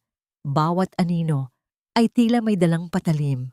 Paano niya mapoprotektahan ang kanyang anak laban sa mga halimaw na walang mukha? Hanggang kailan niya kayang panindigan ang krus ng katotohanan kung ang kapalit nito ay ang buhay ng pinakamahalagang tao sa kanyang buhay? Ang gabi ay naging isang piitan ng takot para kay Mireya. Sa loob ng kanilang munting tahanan, ang bawat anino sa dingding ay tila naghuhugis ng isang kamay na handang sumakal sa kanyang hininga. Nakatitig siya sa manikang wala ng ulo. Ang bawat tahi ng damit nito ay tila nagpapaalala sa kanya na ang kanyang buhay ay maaari ring putulin sa isang iglap ng mga taong walang budhi. Ang lamig na nananalaytay sa kanyang mga kamay ay hindi nagmumula sa hanging dala ng ulan, kundi sa katotohanang ang buhay ni Leora ay nakataya na ngayon sa isang maling galaw niya. Ang kanyang puso ay tila isang ibong nakakulong sa masikip na hawla. Ang bawat pagpagpag ng mga pakpak nito ay nagdudulot lamang ng hapdi sa kanyang dibdib. Nang dumating si Gabriel, natagpuan niya si Mireya na nakatulala. Ang mga mata ay tuyo na sa tindi ng pighati, ngunit puno ng isang uri ng desperasyon na hindi pa niya kailanman nakita. Akmang lalapit si Gabriel upang hawakan ang kanyang mga kamay, ngunit napaatras si Mireya. Tila ba ang bawat paghaplos ay may dalang panganib. "Gabriel, ayaw ko na. Please, tama na." Ang paos na bulong ni Mireya, ang kanyang tinig ay halos hindi marinig sa gitna ng katahimikan ng gabi. "Ibinibigay ko na ito sa iyo. Ang lahat ng ebidensya, ang lahat ng nakuha ko mula sa Yusbik Rabi, sa iyo na yan. Pero pakiusap, itigil mo na ang audit. Huwag mo na silang galawin. Ayaw kong lumaki si Leora na wala ang kanyang ina o mas malala, na mawala ang anak ko dahil sa isang laban na hindi ko naman kayang manalo." Inilapag ni Mireya ang USB drive sa ibabaw ng lamesa. Ang kanyang mga daliri ay bahagyang nanginginig habang pinapakawalan ang huling sandata na mayroon siya. Sa mga sandaling iyon, ang kanyang pagkatao ay tila dahan-dahang naglalaho. Pinalitan ng isang inang handang maging alipin habang buhay basta't manatiling ligtas ang kanyang anak. Hindi sumagot si Gabriel ng mabilis. Marahan siyang lumapit at sa pagkakataong ito, hindi niya hinayaan na makaiwas si Mireya. Ibinuod niya ang babae sa isang mainit at mahigpit na yakap. Ang kanyang mukha ay ibinaon niya sa balikat ni Mireya at naramdaman ng babae ang matibay na tibok ng puso ng lalaki. Isang yakap na puno ng pangunawa, proteksyon at isang lihim na sakit. "Umiyak ka, Mireya. Ilabas mo lahat ng bigat na yan." Ang bulong ni Gabriel, ang kanyang boses, ay tila isang mahinahong awit na nagpapatigil sa nanggagalaiting bagyo sa loob ng kalooban ng babae. "Pero tandaan mo ito, pagkatapos ng gabing ito, hinding-hindi ko nahahayaang yumuko ka muli sa harap nila." Kinabukasan, ang marangyang mansyon ng mga Soler ay muling naging saksi sa sukdulang pagpapakumbaba ni Mireya. Sa gitna ng sala, sa paanan ng kanyang amang si Esteban, dahan-dahang lumuhod si Mireya sa malamig na sahig. Ang kanyang ulo ay nakayuko. Ang kanyang mga palad ay nakalapat sa tiles na tila humihingi ng tawad sa isang kasalanang hindi naman niya ginawa. Nakatayo sa kanyang harap si Esteban. Ang mukha ay puno ng isang tagumpay na tila nanggagaling sa kailaliman ng impyerno. Habang si Clarissa ay nakasandal sa pader, mapanuyang pinapanood ang bawat sandali ng kahihiyan ng kanyang pinsan. "Dad, pasensya na po. Nagkamali po ako. I am surrendering everything." Ang wika ni Mireya, ang bawat salita, ay tila isang patalim na humihiwa sa kanyang sariling dangal. "Huwag niyo lang pong saktan ang anak ko. Gagawin ko ang lahat ng gusto niyo. Pipirmahan ko ang kahit anong waiver. Hihingi ako ng tawad sa publiko. Wag lang po ang anak ko. Ang tawanan ni Clarissa ay umalingaw-ngaw sa buong silid. Isang tunog na puno ng pangungutya at kawalan ng habag. Finally, natuto rin ang basurang ito kung saan siya dapat lumugar. Kita mo, Tito? Isang pagbabanta lang pala sa anak niya ang kailangan para maging asong sunod-sunuran ang encoder na ito.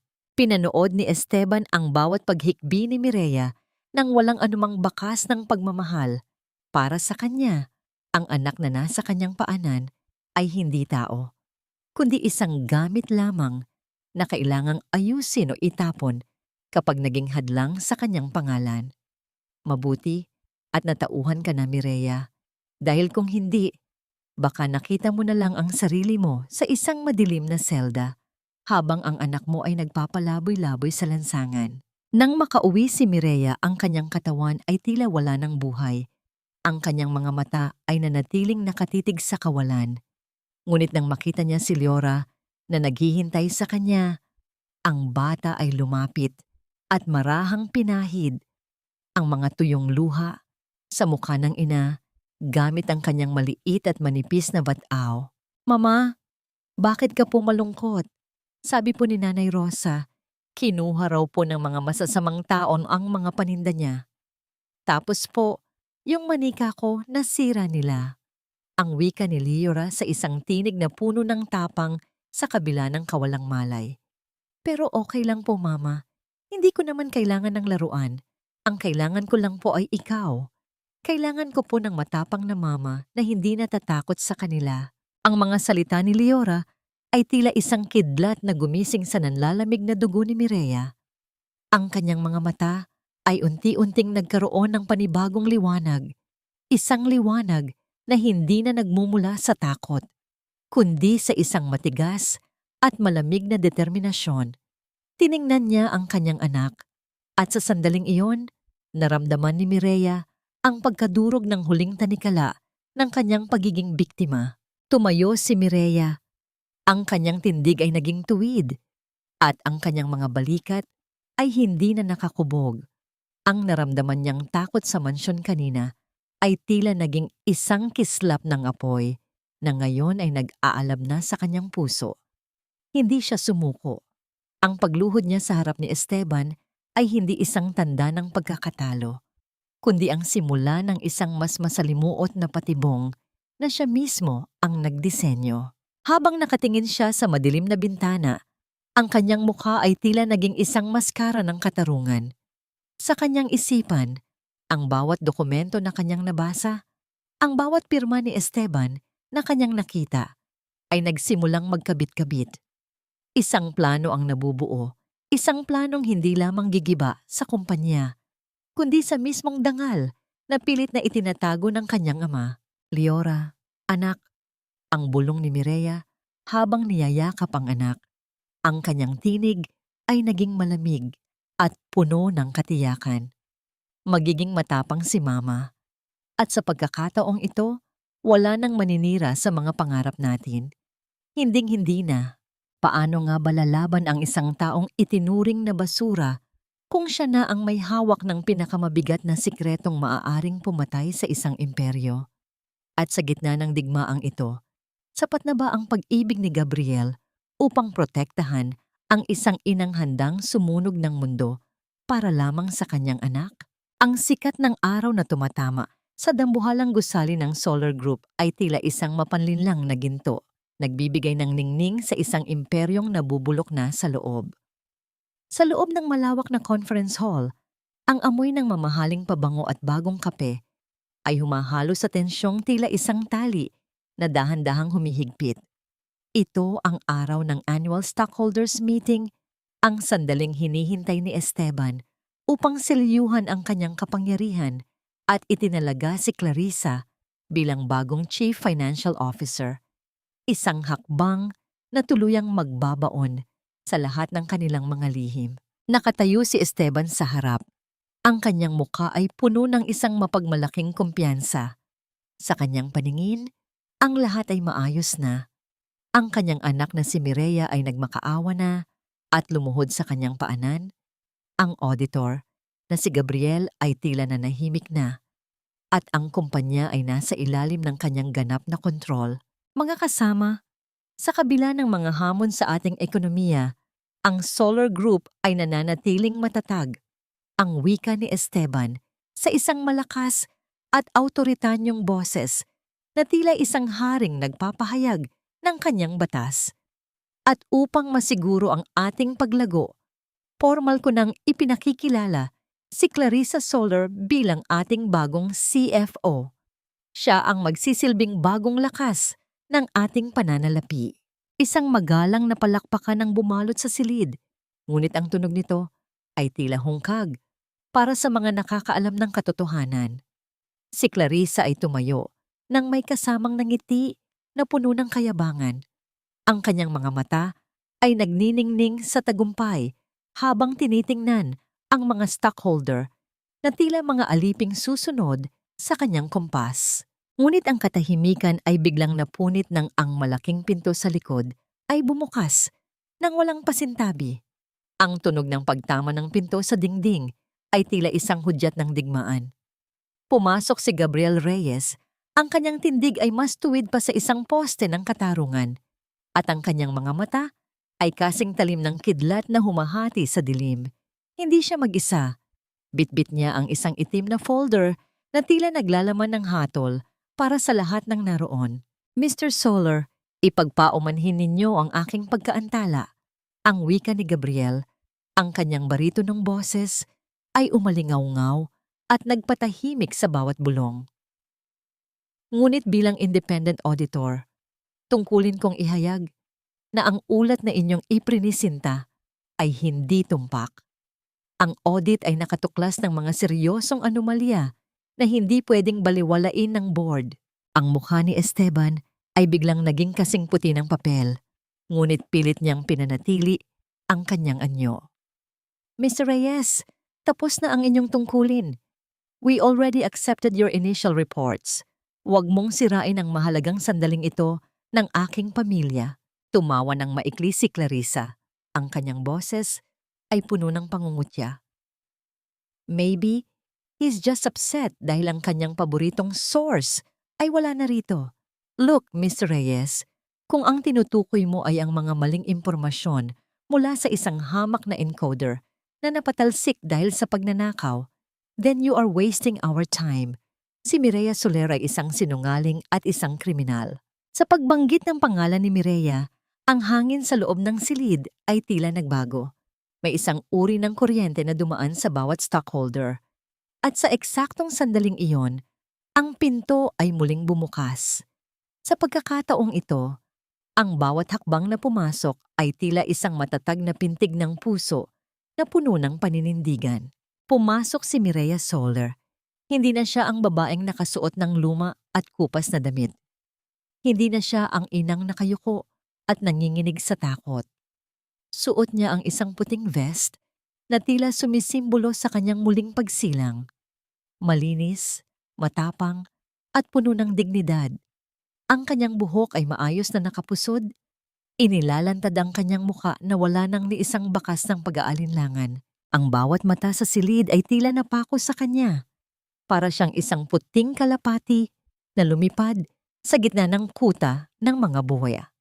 Nang magtagpo ang kanilang mga mata ni Gabriel, isang marahan at tinitigang pagtango ang ibinigay ng lalaki sa kanya. Isang golden moment na puno ng tiwala at lihim na pagmamahal na tila nagsasabing, narito na tayo. Tapusin na natin ito. Ang kriminal ay hindi ang taong naghahanap ng katotohanan. Ang wika ni Mireya, ang kanyang boses ay malinaw, matapang, at walang anumang panginginig.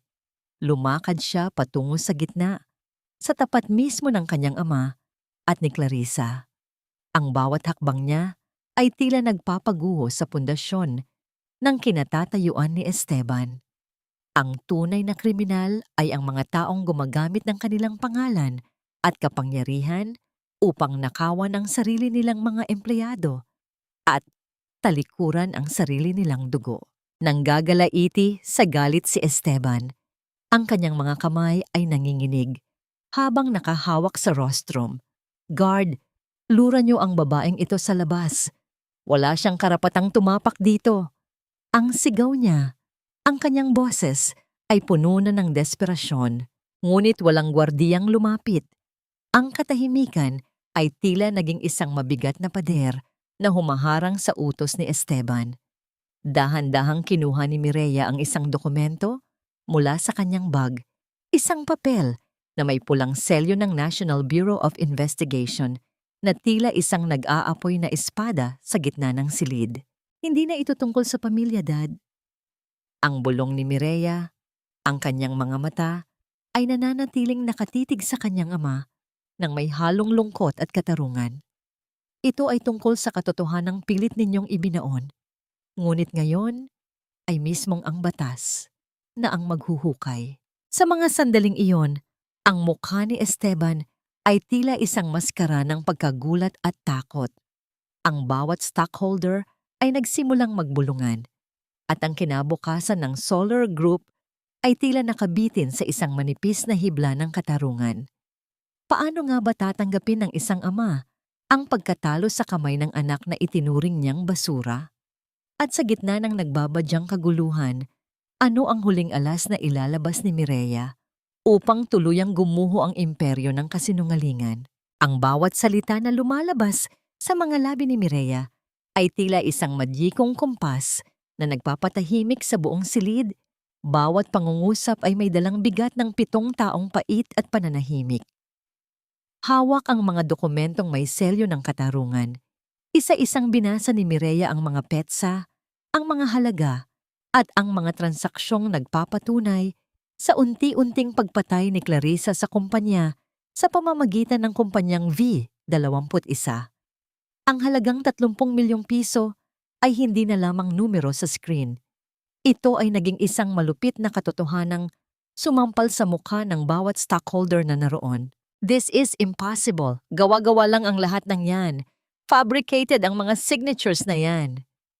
Ang sigaw ni Clarissa ay puno ng desperasyon.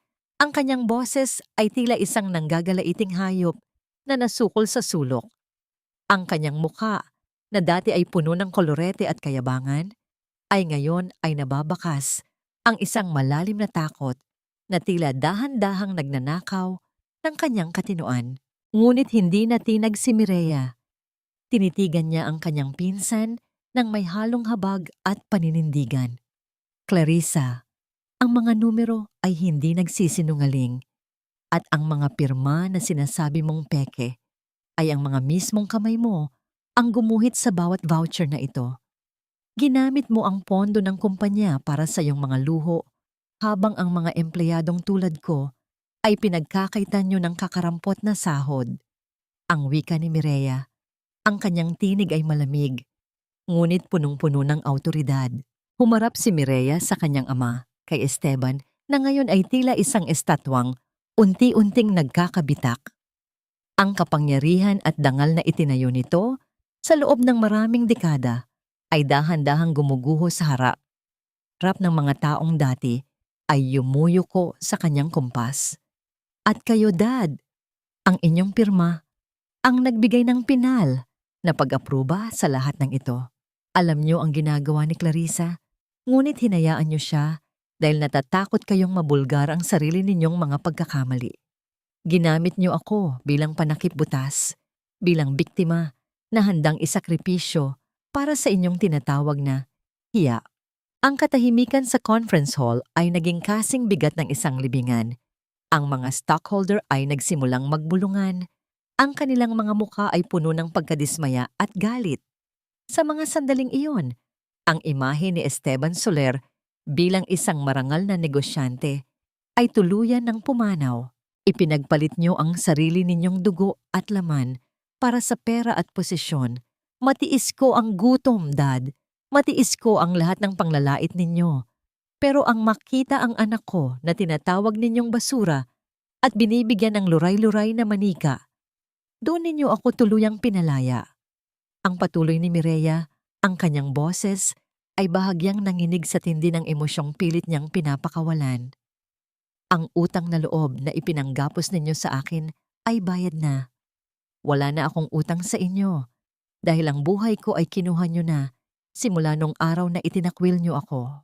Sa gitna ng tensyon, ang malaking pinto ng hall ay muling bumukas. Dalawang lalaking nakauniporme ng kapulisan ang pumasok. Ang kanilang tindig ay puno ng seryosong tungkulin. Ang tunog ng pagpihit ng bakal na posas ay tila isang huling hatol na umalingaw-ngaw sa buong silid. Nilapitan nila si Clarissa na ngayon ay wala nang nagawa kundi ang humagulhol at magmura sa gitna ng kahihiyan. Clarissa Soler, you are under arrest for qualified theft and estafa. Ang wika ng opisyal habang dahan-dahang nilalapat ang malamig na bakal sa mga pulso ng babae. Ang bawat hakbang ni Clarissa palabas ng silid ay tila isang pagbagsak ng kurtina sa isang palabas na puno ng kasinungalingan. Tumingin si Mireya kay Esteban. Ang kanyang ama ay tila biglang tumanda ng 10 taon. Ang kanyang mga kamay ay nanginginig. Ang kanyang hininga ay naging mababaw at mabilis, hanggang sa ang kanyang buong katawan ay dahan-dahang bumigay. Ang matanda ay napasandal sa kanyang upuan. Ang kanyang mukha ay bahagyang tumabingi at ang kanyang kanang kamay ay nawala ng lakas. Tila isang babala ng isang darating na karamdaman dahil sa tindi ng kahihiyan at galit. Sa gitna ng kaguluhan, naramdaman ni Mireya ang isang matibay na kamay na pumatong sa kanyang balikat. Si Gabriel. Ang init na nagmumula sa palad ng lalaki ay tila isang kuta na nagpoprotekta sa kanya mula sa lahat ng mapanuring mata sa paligid.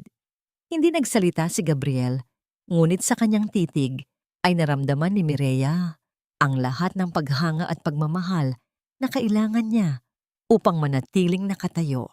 Dahan-dahang lumapit ang matandang si Esteban kay Mireya.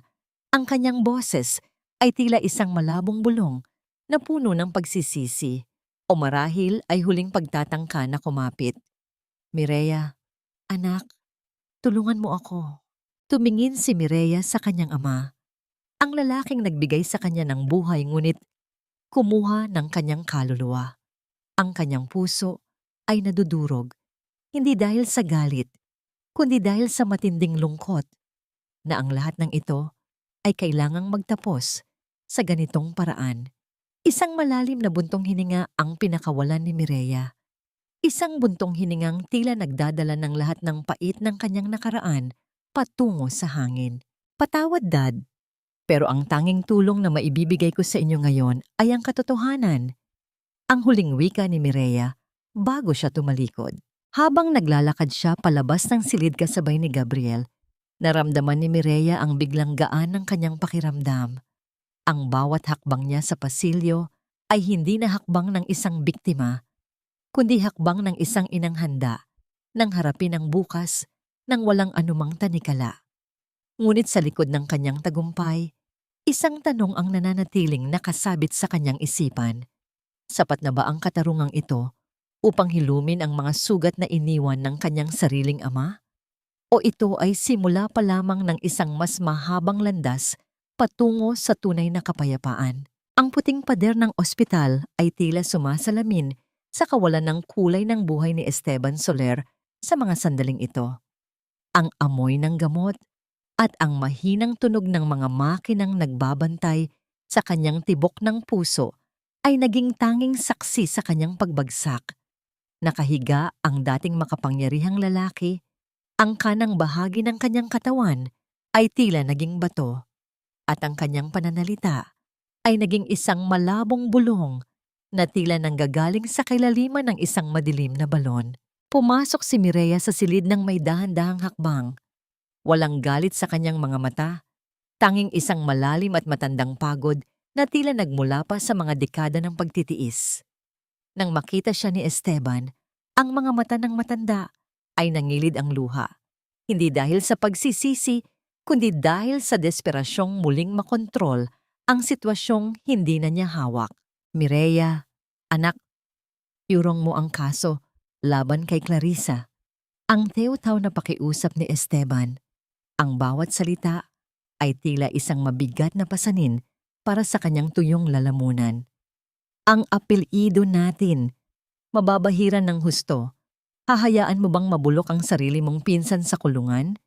Para na rin sa dangal ko, iurong mo na please. Tumitig si Mireya sa kanyang ama. Nakita niya ang isang lalaking hanggang sa huling sandali ay mas mahalaga pa ang hiya at ang ningning ng apelyido kaysa sa katarungan para sa sariling anak. Isang mapait na ngiti ang sumilay sa mga labi ni Mireya. Isang ninang ngiti na puno ng kapayapaan dahil sa wakas ay nakikita na niya ang katotohanan nang walang anumang ulap ng takot. Dad, ang dangal ay hindi itinatago sa likod ng mga pekeng dokumento o sa pagpapatahimik sa mga biktima. Ang wika ni Mireya, ang kanyang boses ay kalmado at tila isang mahinahong daloy ng tubig na nagigiba sa mga pader ng kasinungalingan.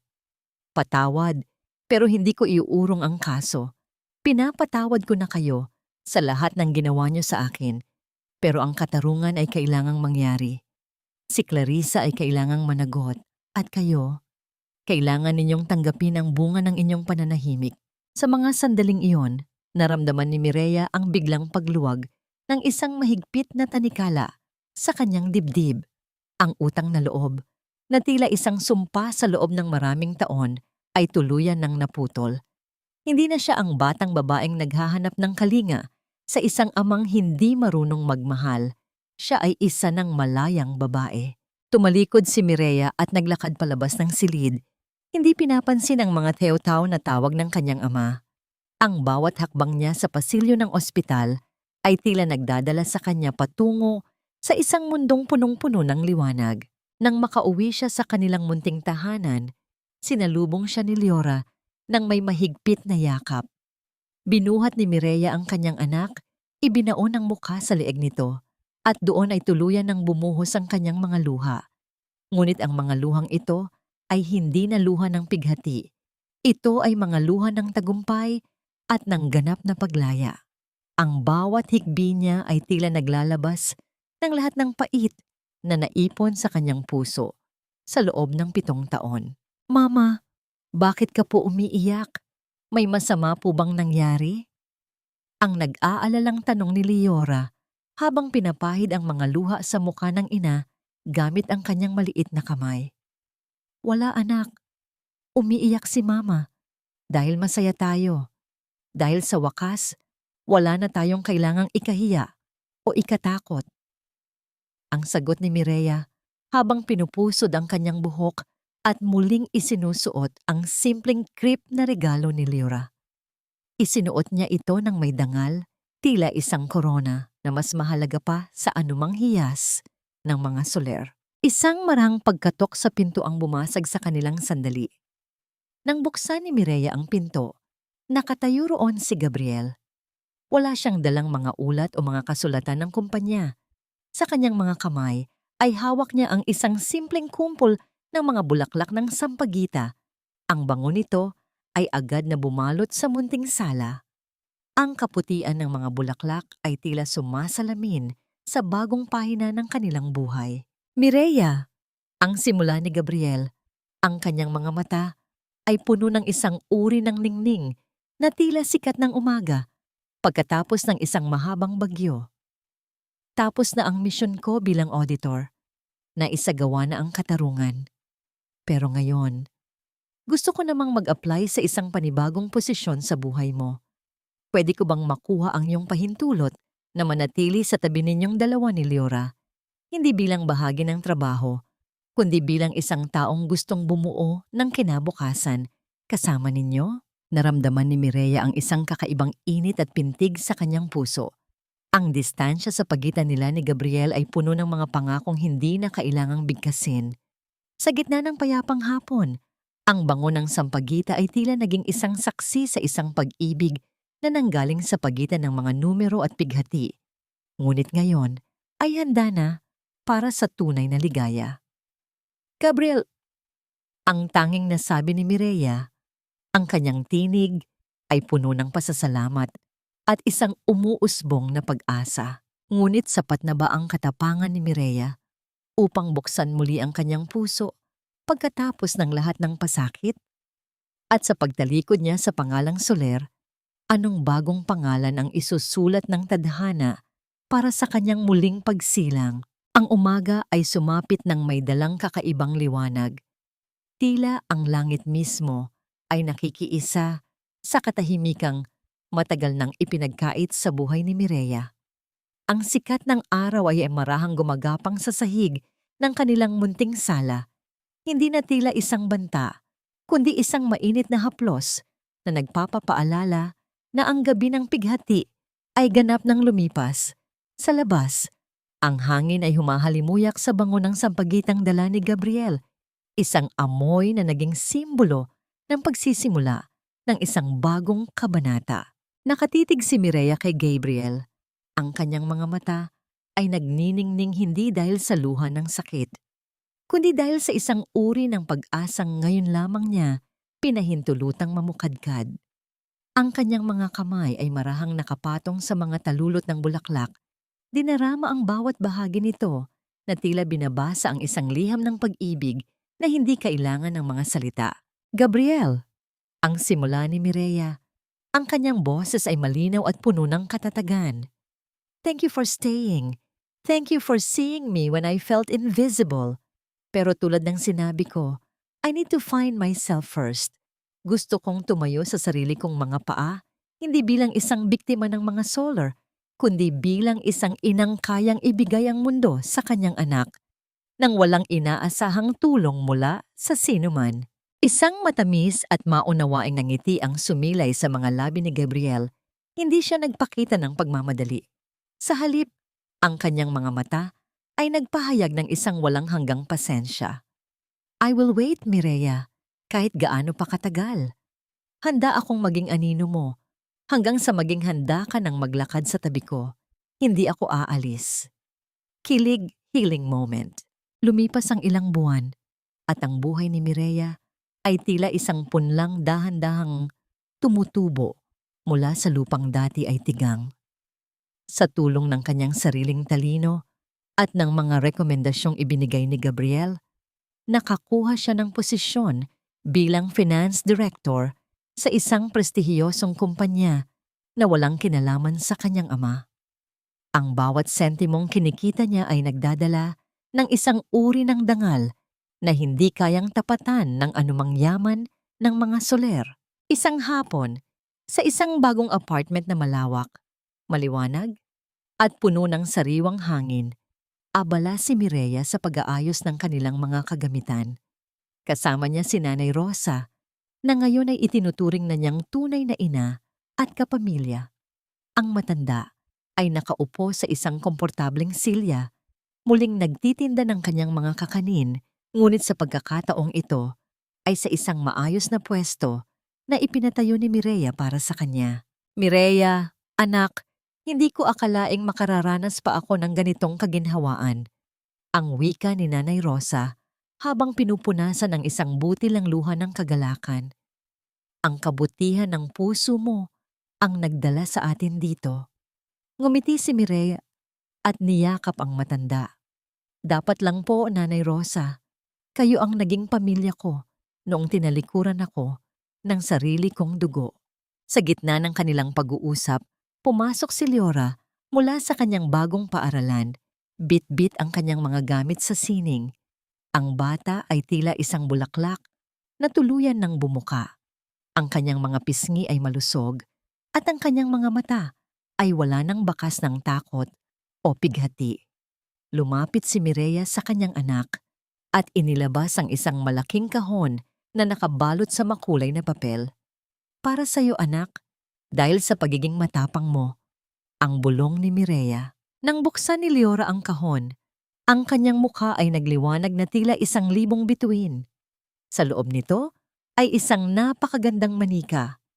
Isang manikang may suot na puting bestida, may maayos na buhok, at mga matang tila nangungusap ng kaligayahan. Hindi ito ang luray-luray na manikang galing sa basura. Ito ay isang manikang binili ni Mireya gamit ang kanyang unang sahod bilang isang malayang babae. Ito ang simbolo ng kanyang tagumpay laban sa lahat ng pang-aapi. Inakap ni Leora ang manika at hinalikan ng kanyang ina. Salamat, Mama. Ang ganda po niya. Parang ikaw. Maya-maya pa ay dumating si Gabriel, bit-bit ang ilang mga kagamitan para sa kanilang munting selebrasyon. Nang makita niya si Leora na masayang naglalaro, hindi niya napigilang buhatin ng bata at paikutin ito sa hangin. Dahilan upang punan ng tawanan ang buong silid. Pinanood sila ni Mireya mula sa kusina. Ang kanyang puso ay tila isang basong puno ng tubig na dahan-dahang umaapaw sa ligaya. Naglakad si Mireya patungo sa kanyang lamesa at kinuha ang kanyang lumang journal. Sa huling pahina nito, kung saan dati ay nakatala ang mga numerong naging tanikala niya, isinulat niya ang mga huling salita ng kanyang nakaraan. Ang utang na loob sa sarili ay ganap ng bayad. Ang katarungan ay hindi lamang sa pagpaparusa sa iba, kundi sa pagpapalaya sa sariling puso. Ang sikat ng araw sa labas ay unti-unti nang lumulubog, nagbibigay ng isang kulay kahel na liwanag sa buong apartment. Habang nakatingin si Mireya sa kanyang bagong pamilya, kay Leora, kay Nanay Rosa, at kay Gabriel, alam niyang sa wakas, ang kanyang muling pagsilang ay ganap na. Ang pait ng kahapon ay naging pataba lamang para sa isang mas matatag na bukas. Sa huling pagkakataon, tiningnan niya ang kanyang refleksyon sa salamin. Hindi na niya nakikita ang encoder na nakayuko at nanginginig sa takot. Ang nakikita niya ngayon ay isang reyna ng kanyang sariling tadhana, isang inang handang magmahal ng buo dahil siya ay buo na muli. Lumipas ang 3 taon na tila isang mahinahong agos ng ilog. Dahan-dahang tinatangay ang mga labi ng bagyo patungo sa malawak na karagatan ng limot. Ang bawat araw na nagdaan ay nag-iwan ng mga bagong alaala na tila mga talulot ng rosas. Dahan-dahang nagtatakip sa mga bakas ng pait na dati ay nakaukit sa bawat sulok ng puso ni Mireya. Sa loob ng isang maaliwalas na hardin na puno ng mga namumukadkad na sampagita, ang hangin ay naging saksi sa isang katahimikang hindi na kailangang basagin ng anumang paliwanag. Nakatayo si Mireya sa harap ng isang salamin sa loob ng kanilang bahay, tinitingnan ang kanyang sariling refleksyon. Ang kanyang muka ay wala ng bakas ng pag-aalinlangan. Ang kanyang mga mata ay nagniningning sa isang uri ng liwanag na tanging ang mga taong nakalampas sa matinding pagsubok ang nagtataglay. Hindi na siya ang Mireya na biktima ng utang na loob o ang encoder na kailangang yumuko sa harap ng kapangyarihan. Siya na ngayon ang tumatayong Chief Financial Officer ng isang malaking kumpanya, isang titulong hindi ibinigay sa kanya bilang limos, kundi dahil sa kanyang sariling pagsisikap at talino. Napukaw ang kanyang atensyon nang makita niya sa isang glass case ang isang pamilyar na bagay. Ang lumang manikang wala ng ulo na ibinigay ni Esteban noong 7 kaarawan ni Leora. Sa tabi nito ay ang bagong manikang puti na binili niya para sa kanyang anak. Ang 2 manika ay magkatabing nakalagay, tila isang sining na nagkukwento ng isang mahabang paglalakbay mula sa pighati patungo sa tagumpay. "Mama, ready na po kami." Ang masayang tinig ni Leora ay umalingaw-ngaw mula sa hardin. Ang bata, na ngayon ay 10 taong gulang na, ay tila isang maliit na bersyon ni Mireya, puno ng tiwala sa sarili at may mga matang laging nakatingin sa hinaharap. "Coming, anak!" ang sagot ni Mireya habang dahan-dahang lumalabas ng pinto. Sa labas, nakaupo si Nanay Rosa sa isang swing. Masayang pinapanood si Leora na nagdidilig ng mga halaman. Ang matanda ay tila bumata ng ilang taon dahil sa payapang buhay na ibinigay sa kanya ni Mireya. Ang bawat ngiti ni Nanay Rosa ay tila isang pasasalamat sa tadhana na nagbuklod sa kanila sa gitna ng hirap. Lumapit si Gabriel kay Mireya. Ang kanyang mga kamay ay dahan-dahang bumalot sa baywang ng asawa. Marahang ipinatong ni Mireya ang kanyang ulo sa balikat ni Gabriel. Dinarama ang matibay na pundasyon ng lalaking hindi kailanman bumitaw sa kanya. Ang init ng katawan ni Gabriel ay tila isang balabal na nagbibigay ng proteksyon at katiyakan. "Kamusta ang naging pagdalaw mo kay Dad?" Ang mahinang tanong ni Gabriel, ang kanyang boses ay puno ng malalim na pangunawa. Huminga ng malalim si Mireya. He's still the same, Gabriel. Ang kalahati ng kanyang katawan ay nananatiling paralisado at ang kanyang pananalita ay mahirap pa ring intindihin. Pero sa pagkakataong ito, hindi na ako nakaramdam ng galit. Nang makita ko siyang nakaupo sa wheelchair sa loob ng nursing home, ang tanging naramdaman ko ay habag. Pinatawad ko na siya, hindi dahil karapat-dapat siya, kundi dahil karapat-dapat ako sa kapayapaan. At si Clarissa? Ang muling tanong ni Gabriel. 2 taon pa ang kailangan niyang ilagi sa loob. Ang sagot ni Mireya habang nakatingin sa malaw. Sana sa loob ng mga rehas na yon, matutunan niyang ang tunay na yaman ay hindi nananakaw sa iba. Ang katarungan ay naisagawa na at iyon ay sapat na para sa akin. Nagtama ang kanilang mga mata at sa sandaling iyon, ang lahat ng katanungan ng nakaraan ay tila nagkaroon na ng kasagutan. Isa. Ang pagpapatawad ay hindi nangangahulugan ng paglimot, kundi ang pagpili na huwag nang maging bilanggo ng galit. 2. Ang tunay na kapayapaan ay matatagpuan lamang sa loob ng sarili kapag natutunan mong talikuran ang mga tanikalang hindi mo naman dapat pasanin. 3.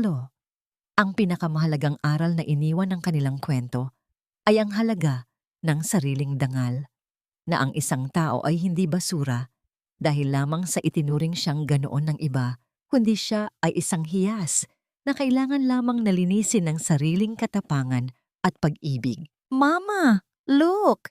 May butterfly po na dumapo sa sampagwita. Ang sigaw ni Leora habang itinuturo ang isang makulay na paru-paro na dahan-dahang naglalakbay sa mga puting bulaklak. Lumapit sina Mireya at Gabriel sa kanilang anak. At sa ilalim ng gintong liwanag ng papalubog na araw, ang kanilang 3 anino ay naging isa. Ang bawat haplos ng hangin ay tila isang bulong ng pasasalamat. Ang kwento ni Mireya Soler ay hindi lamang kwento ng isang biktima, kundi isang awit ng muling pagsilang. Isang paalaala na kahit gaano man kadilim ang gabi, ang umaga ay laging darating para sa mga pusong hindi napapagod magmahal at lumaban. Dahan-dahang ipinikit ni Mireya ang kanyang mga mata.